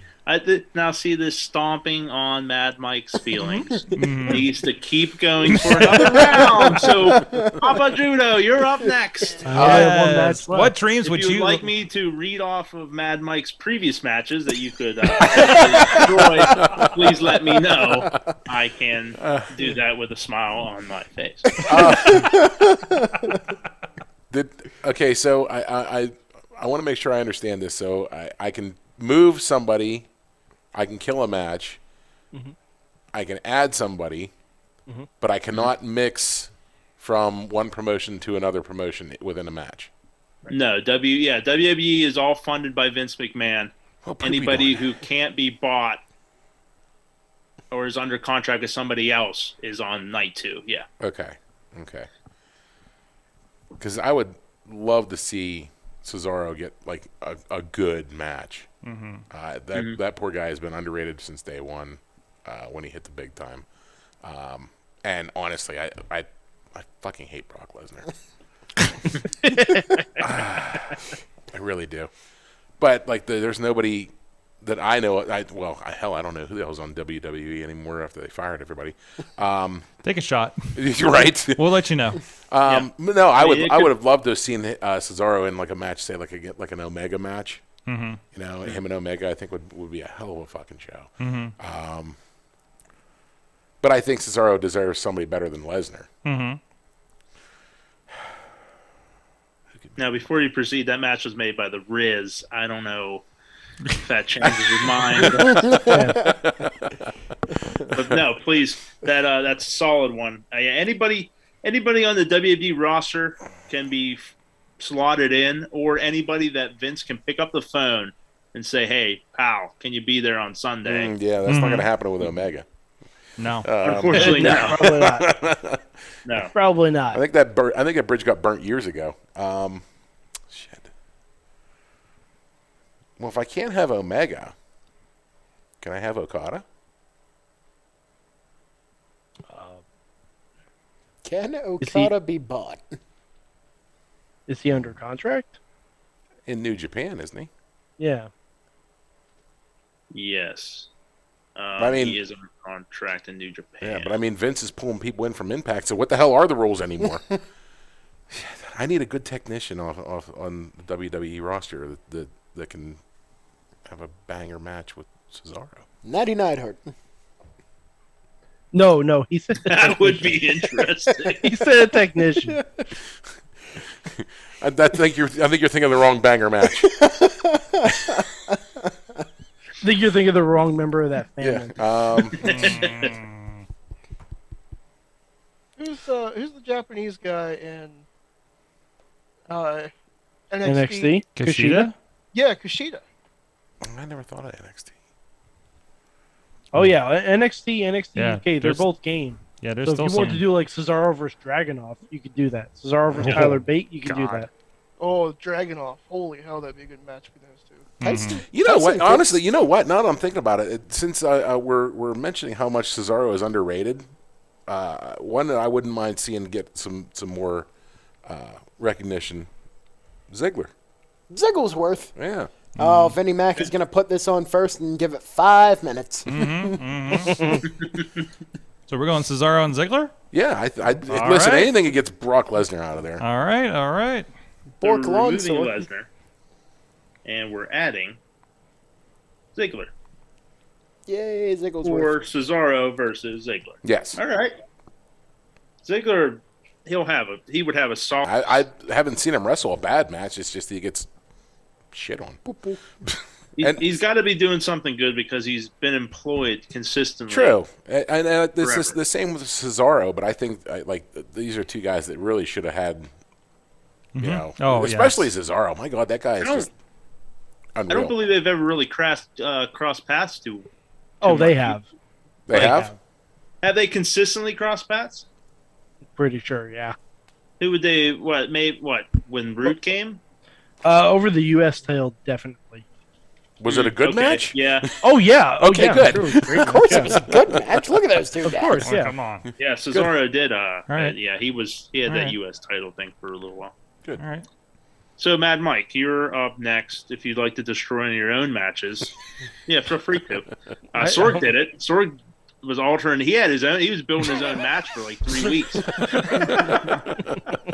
Well, listen, Corey Graves got cleared, so I had to use him, okay? I got to go all Pittsburgh. I do like that match, though. God, I don't. Come on. Make your move before I make a mess of things. The Wow. Sorg train's coming, baby. Jesus. Okay. All right. Well, since the Matt Cardona versus John Moxley match I had created initially got shot to all hell. It did balloon up. Yeah. Yeah. I'm not going to eliminate it because, that's not fun. What I'm going to do is I'm going to swap people. I'm going to swap Nick Gage for David Arquette. Wait, so that makes... Wait. Then now Nick Gage is in a WWE match. That's right. No, the Arquette Knoxville match is supposed to be on the WWE side. Knoxville just cashed a check from Vinnie Mac. Oh, okay. It's on night 2 on my sheet here, on my run sheet. That is a small mistake, but that is supposed to be on WWE's side. All right, fine. Knoxville was in the Rumble. He's on the take. Okay, then I will switch Nick Gage with Braun Breaker. Okay. Wait. So we have Wardlow versus Nick Gage? Yep. Which is a very more acceptable match for night 2. Mm-hmm. So what? Just don't tell the Lebanon Don I was the one that changed. So what was the other match then? What is that broken down to? The other match is now Dark Sheik versus Matt Cardona versus Braun Breaker versus Jon Moxley versus Shane Strickland. Oh God. Yeah, Breaker's getting. He's in a weird spot right now. Okay. You guys have made him Um. part of the multiverse or something. He's just lost. He took a right hand turn in NXT and he don't know where he is. He made that left turn at Albuquerque. Mm-hmm. So, the Podfather himself, on this, the day of his podcast, will make the final pick. Okay. The day is Wednesday. By the way, Ziggler and Cesaro have had 60 matches against him. 60? Did you wait? Is that a 6 and a 0?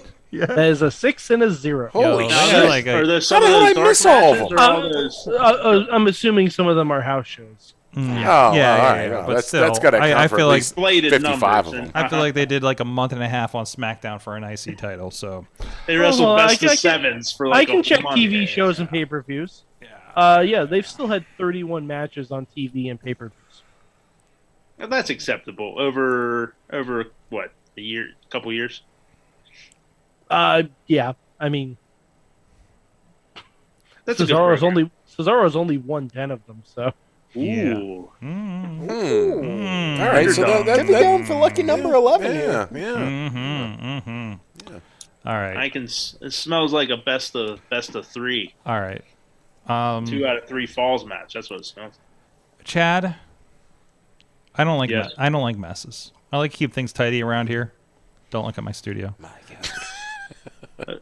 Have you seen one of your cord bags? Hey! I'm working on that. No, maybe like 2 years ago, 3 years They're ago, getting not better. today. They're getting better.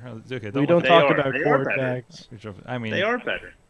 No. So, Mike, that I don't even know who's in that match anymore. Cardona, Moxley, and the bunch. Mm-hmm. I'm gonna have to get rid of it. God damn it!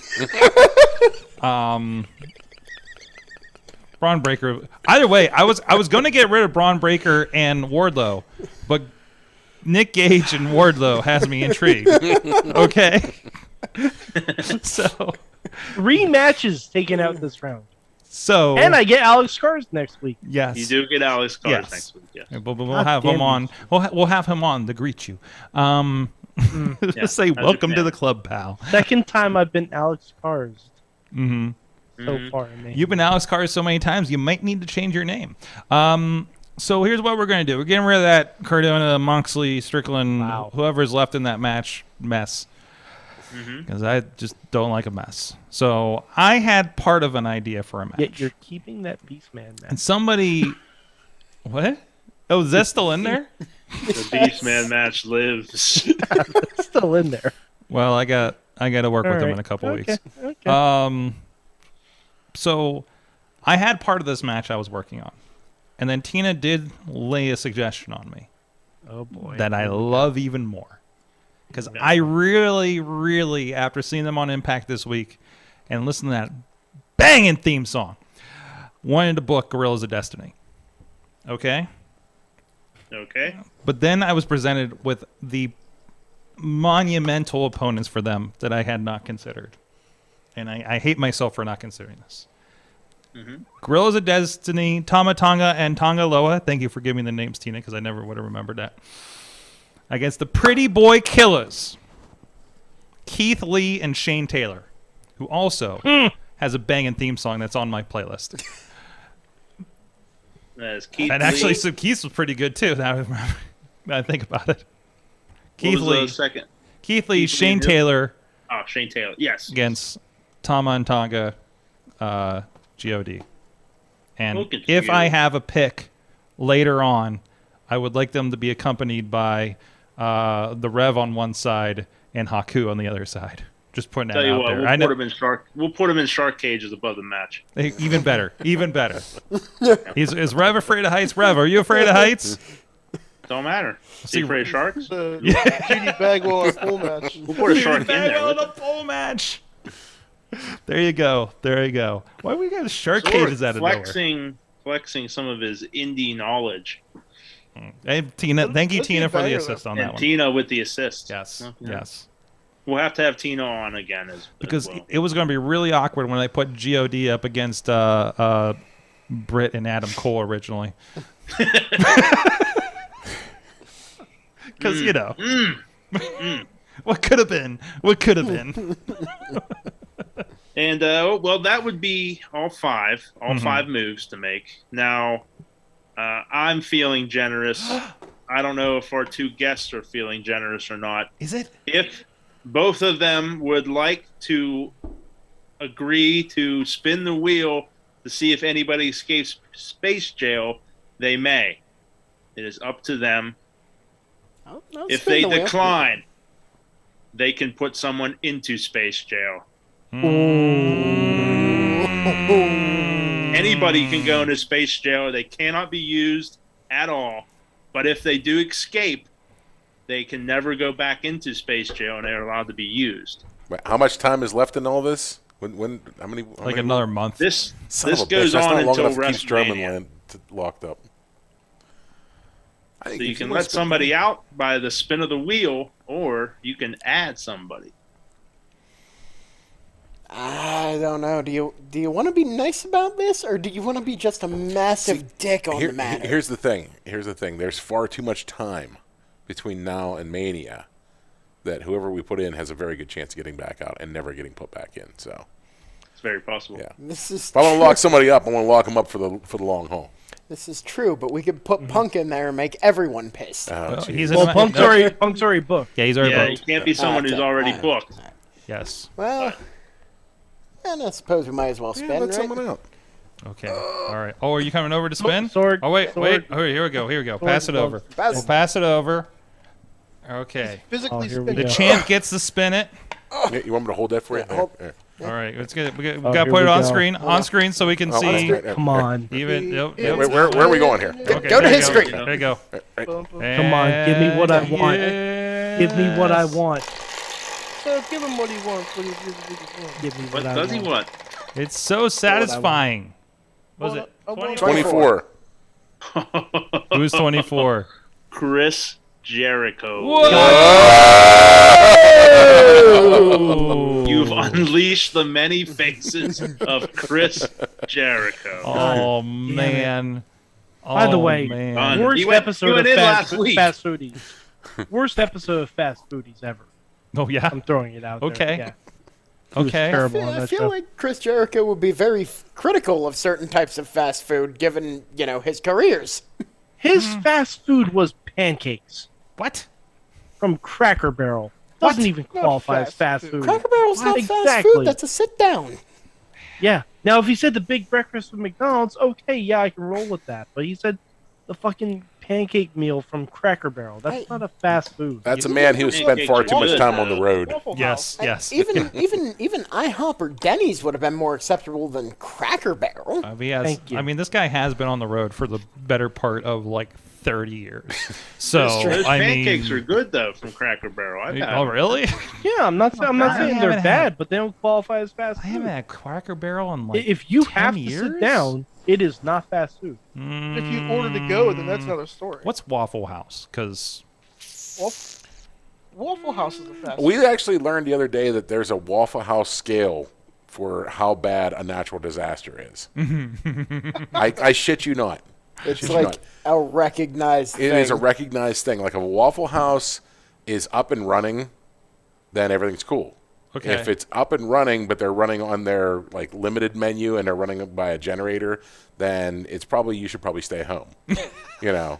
But like fucking like apparently Waffle House just doesn't shut down. Huh. You know, and if your Waffle House like is closed, then probably everything around your area has been devastated to the point you should not be there. So Look it up. There's a Waffle House scale. I'm not kidding. That's why Waffle House is the only thing I can find in certain parts of Ohio and Detroit. Yes, Okay, all right. yes. Got it. Because I'm like, Any area depleted of its natural resources. oh yeah. I'm like, I did a couple of shows in Dayton, and I'm like, why is there nothing but a Waffle House out here? Wait, It's drained all the resources from the land. it's. I don't know It's why. like the Zerg. Thank you. I was thinking Warcraft. I was trying to think of the equivalent in Warcraft of like, what is the big MFer that like just saps all of your resources? But then you're the Lich King. Then you went, yes, the Lich King. The Waffle House is the Lich King of Dayton. The Lich King of fast food. Also, that might have been the Rev's nickname when he was in town. The Lich King? Yes, Lich King. Lich, not the other word. Lich King. Yeah, that's exactly what you meant. If you think we're not. This is Warcraft. This is a geeky thing. No. Come on, Ronnie. This is a family show. I'm sure he'd accept both nicknames. Yeah, what's your fucking language? We need that. I honestly we're gonna have to. Jeez, Ronnie. No, wait till Saturday, Ronnie. Yeah, wait till Saturday. Oh, me, you, and Chachi are gonna have a time. We are gonna have a time. Oh my God. I'm He's on that card too. Oh, we're gonna get to film PB Smooth and MV Young. He probably has a couple doors he's bringing. It's gonna be a fantastic time. It'll be great. He'll probably put Ronnie through one of them. I'm gonna get hit by one of those doors, and I'm gonna be like, you know why so many people are using doors now? Because they're cheap. Because they're not forbidden anymore. I legit, I don't know. I was at some show and there was just like, yeah, so and so works at Lowe's, and that's why we have doors. Because they were like in the discount or something. And I think it was the Ohio crew, it was UXWAs, and they just had all the AIW shit. And I'm like, why is there just it was the first time I saw doors in indie wrestling, like, I don't know, it was like 2018 or something. And I'm like, what the fuck is this? Is this why the doors? And they're like, yeah, so and so works at Lowe's and we get a great deal. So I mean, tables get pricey after a while. They do, and it gets scary. You know, it's really good when the venue is like, yeah, we make sure we don't throw away the doors because we know we don't throw away our tables when they get back because we know wrestling shows come here. That's good building. It's a good building. That was the esports place in South Bend, Indiana. That I'm just like, really? So, but they've had like Black Label Pro and a couple other things there. So like they're like used to. They're like, oh, wrestling come around, and it's just not like, and like, hey, wrestling's here. It's not like I think wrestling's here. That's how we have the chairs for the Anarchy title match. Is that it? Yes. Like, oh, hey, we broke these chairs, but we saved them for you guys.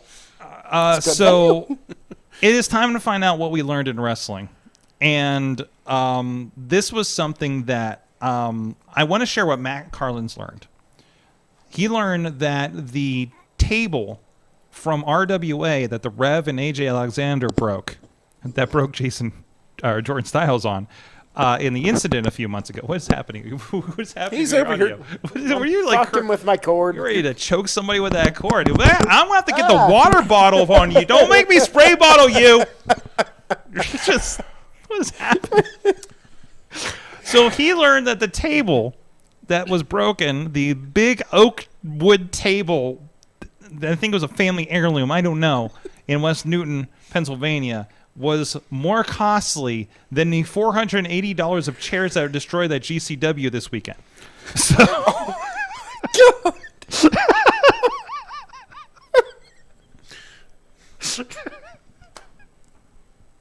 so apparently they go big in RWA. So I think that was a Psycho Clown incident. I don't know what's happening there. But anyways, what did you guys learn from wrestling this week? Anybody? Anybody like pointed out here. Yeah. Yes. This week? Or lately, since you're not on the show every week. Oh, okay. All right. Recently. So lately, and I'm going to kind of steal this one, I did not know that they made junior-size kendo sticks. Building off of that, I didn't know that the junior-size kendo sticks had way less give. Physics.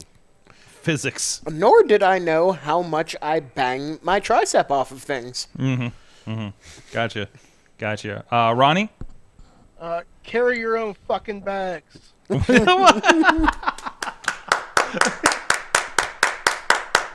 Wow. Wow, this is okay. Okay. You know, there's not a lot of Ric Flairs out there that can call for that, right? But apparently some guys in Ohio think they can call for that. Oh, really? Seriously? That's enough out of me. Okay. Maybe for Patreon later then. I'm We're getting into the hot takes now. Well, wow. Hot takes. Wow, it's late show, you know. Ronnie thinks it's Thursday. You know, so it's long forgotten. Mad Mike, what'd you learn from wrestling this week? I learned that Goldberg should just go the fuck away. Oh, that's right. I was going to add Goldberg to Mayhem Mania. I'm a fool. A fool. Oh, I'm so happy you forgot it was Wednesday. Like, the only thing I want to see Goldberg in is a match with Big E, because that is Big E's dream match. The only thing I ever want to see, it's going to be 5 minutes. Big E is going to job, and he's going to be the happiest man on earth. The happiest big sweaty man slapping meat. Matters. Big sweaty man slapping meat. Yeah, it'll be 5 minutes.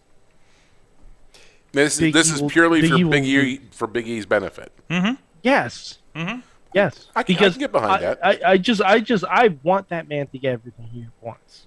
Yeah, but guys, we if I had remembered, we could have had Cesaro versus Lesnar versus Goldberg. I would have killed that. Wait a minute. You went before me. I could have killed that. I would have killed that. I could have just booked Big E versus Goldberg. You could have. Could have. Gallon Stars rule next week. Mark it down. This is true. Chad, what'd you learn? What did I learn? Not too much in regular wrestling. I did learn a small tidbit of information on a podcast via the other weekly feature, Mr. David Remedy, before it broke. But Batista was once very close to landing the role of Mac's dad on It's Always Sunny. They were real close to casting Batista as Mac's dad, which would have been something else. Wait. But wait. He decided he I guess they were really, really close to, and it just didn't work, and they cast the other guy. But that would have been funny. Which makes me wonder that Batista likes taking roles that normal people don't. He just likes to expand on his acting, and since he was already in talks with those guys, who knows? You may see him on an episode of Sunny. Wow. In the future. Who did they book for Mac's dad? Like, was it anybody known or? I'd have to look up his name. His name is Greg Cummings. Yeah. He played the role excellently. Okay. Killed it. Now when I think, oh man, Mac's dad, he's hilarious. He's well played. They made a good decision. Batista would have been something else, though. Really. Yeah. Well, maybe he can be a character on Raven's. What was that? Raven's Quest or something on Apple. Raven's Quest on Mac's show. Or not I love that show. Rob's show on. I love Apple that TV. show. It would be so great. I think he already has like a dad or something on that, but just any random. If he could be like the model for the next character or something on that show. Mm-hmm. Raven's Banquet. Was that it? No, that was the subtitle. I think that was the season's name. Okay. Right? Okay. It's Mythic Quest. Mythic Quest. That's it. Worthwhile. Raven's Banquet. Yes. Worthwhile if you're a Silicon Valley gaming, maybe a little Always Sunny. It's not as like irreverent as Always Sunny, but it's still got a little bit of that tonnage in there, right? I'd say. Yeah. Maybe. Yeah. If you cross that with Silicon Valley, that's basically this show. It's really good. Yeah. I learned that Joey Sinceri will talk shit wherever he is. I had a weird thing. Now listen, I had like food poisoning Friday, and then I had to go work a show on Saturday, so I maybe wasn't at 100%, and maybe thought I was hallucinating when we're at intermission, and I'm going over some stuff with the commentators. at ringside, and then we heard the bell to get back, and we're like, oh shit, we're on fucking pay-per-view. We need to fucking get set up. And I hear this mouth running behind me, and I'm looking back, and I was like, who the fuck is this dude yelling at me? And then I'm looking, and it's Joey Sinceri, and he's telling me, I think he was telling me, hey Sorg, should I jump in there and kick some people's ass or something like that? I'm just like, what the fuck is happening here? And it took a minute to realize, holy crap, I know this guy. I just thought it was some little drunk guy. The insult. I'm just like, who is this guy? And the way he was, I was running back, and he was like, kind of like right behind me, nipping my heels, and I'm just like, it was just really kind of unrealistic how it happened. And then realized like, oh no, this is really happening. I'm really seeing Joey. He's here. And then also like, out of context because we're not at a wrestling show. So there you go. Joey will talk shit no matter where he's at. And will just appear. He's just like a wild Joey appears, will insult you, and then leave. And I never saw him for the rest of the night. I'm just like, that's my kid. I man. almost kind of don't know that he was really there. This Sorg still probably. Yeah, you were probably hallucinating. Some guy's probably asking directions to the bathroom, and you're like, "Well, Joey Sinceri's here." This guy's nipping at my heels, making fun of me. He was like, not. Sir, where's the bathroom? He was. Get away from me, Joey. He was not wearing a beret or a cowboy hat, so that's why I didn't recognize him at first. I gotta get back on live TV here. Get out of here. You were like, don't get on my cameras. You're not booked on this show, sir. So. Damn it. But anyways, yeah, shout out to 247. They are it's been this is, I think I counted, this is my fifth show I've worked with them on, at least like as camera op, and then on into doing the pay-per-views, and one of the most pro MMA groups I've worked with so far. So I'll give that a shout out to them. And I'll just say this, kind of why I've said this to a bunch of different people, but like I think if you're wrestling promoters or anything like that, look at how good MMA companies are presenting on that level, because I think there's a lot. I know it's a different equation as far as like audience and everything like that. I mean, God, they booked and filled the Monroeville Convention Center and had Kama Worthy there and everything, so it was pretty crazy. But on promotion, I think there's a lot to learn there. And every time I go to these shows, I kind of look around and be like, why isn't wrestling like this? This level, because this is indie MMA, and that's a thought that's been in my head since the first boxing show that I got to film at the convention center, 4 or 5 years ago. So I don't know. Inspiration come from very interesting places. So, but I hope you're inspired to go to see some professional wrestling this weekend. If you are, of course, south of the city, Chad and Ronnie will be down there over at Rise. If you are in the Chicagoland area or nowhere near wrestling and have access to the interwebs, Warrior Wrestling will be on Fight TV this weekend. I will be behind the ones and twos on that, directing that show. It's going to be crazy. And of course, if you are in driving distance to Worthington, Pennsylvania, go see the Anarchy champion, Stevie Lebell. See that insane belt in person. Will you let people hold it? I'll let people hold it. He lets people hold it.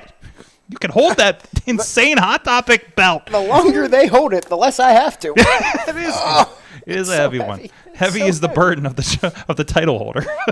Literally. At least you don't have to take it through an airport or anything, right? That's true. That would be a problem. But of course, Prospect Pro Wrestling this Saturday. What was bell time? 7 o'clock. All tickets $20 at the Worthington Civic Center, prospectprowrestling.com. Check out all the social media on all the matches. What are the big matches coming up here? Look forward to. Of course, you got the three-way for the Anarchy belt, correct? Kick Corey and Deputy Don's asses. There you go. Will they show up in a giant trench coat on each other's shoulders to fight for this belt? We don't know yet. You find out Saturday. There you go. I'm trying to sell the show. Papa Judo, what other big matches we have to look forward to? We have a tag. No, we don't. There's a number one qualifier for the Anarchy. We've got Roden and Jamie tagging against Gory and... I believe it's Gory and Remy. Gory and Remy, yeah. Yep. Xander's wrestling Phil, sort of like new Hossman versus old Hossman kind of thing. What else we got? We got Runway are defending, correct? They're the Runway defending? I believe Runway's defending. Against Bonner and Julie. Yeah. So it should be a good night. I mean, we got a lot of steam coming out of the last show. You know, there's a lot of good matches. The last show was amazing. So there's no reason this one shouldn't be. Absolutely. We got a new division. We got hungry people all around. Yeah. It's go time. Yeah. Absolutely. There you go. And I believe the concession's still for charity? Yes. Yeah. That's another great thing. The concession stand for 2PW, always a charity behind it. Yeah. So you're supporting when you go and buy a hot dog or whatever they have over. I don't know. I'm always too busy to see what they have over actually, there. this one Saturday is for the Armstrong County Community Theater. Fantastic. Ooh. Will we have a crossover event between the wrestling company and the I have will they do the Chad Deity play perhaps? I have floated that to them a couple times. Okay. So and then I get asked, how many tickets do I want for the murder mystery theater dinner thing? So Have you seen Murderville? I have as not. A side No.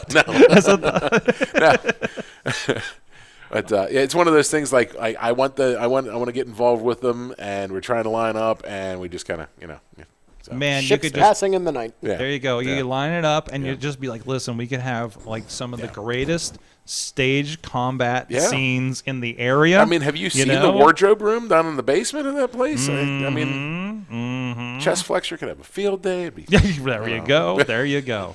There you go. Well, you have some, now I got some ideas. Yeah, there you go. Thank you everybody for joining us. We'll be here next week, and Ronnie Nicole will be here next week via. I think she's in the Carolinas or something, but via check out the Sunday sessions premiered this past week with Theo Ivory and the Rev Ron Hunt. Some great discussions and celebrating and chatting about Black History Month and black wrestlers in wrestling. Did I say that right? So please go. But either way, great conversations there. That's why I'm not in the conversations, because I'm going to flub it up. But she's been doing a great presentation there. Our second year working with her on that through IndyWrestling.us. Premieres every Sunday this month at 8 p.m. Eastern Time across all the IndyWrestling.us properties, or if you have the Wrestling Mayhem Show Super Feed or Indie Mayhem Show podcast feed, those are also going to be in your feeds for that too. But I encourage you to go check those out this month. Some really great chats coming up for that, and there will be a live edition on the last Sunday of the month at 9 p.m. Eastern Time as well. But of course they all premiere on Facebook and YouTube. You can be part of the chat and conversation as those are rolling out. I think I did see Dave Ponder in there on one of the chats on Sunday, so appreciate the support you guys have been given from the Mayhem universe. I definitely encourage it. It'll give you a whole different perspective on wrestling and stuff that people are dealing with in the professional wrestling world. The used to are still, but it's really eye-opening, the conversations that they've been having there. I've listened to all the ones that have been in the can, and it's just been incredible. So please go check that out. Thank you, everybody. We'll see you guys next time. Until then, Mayhem out.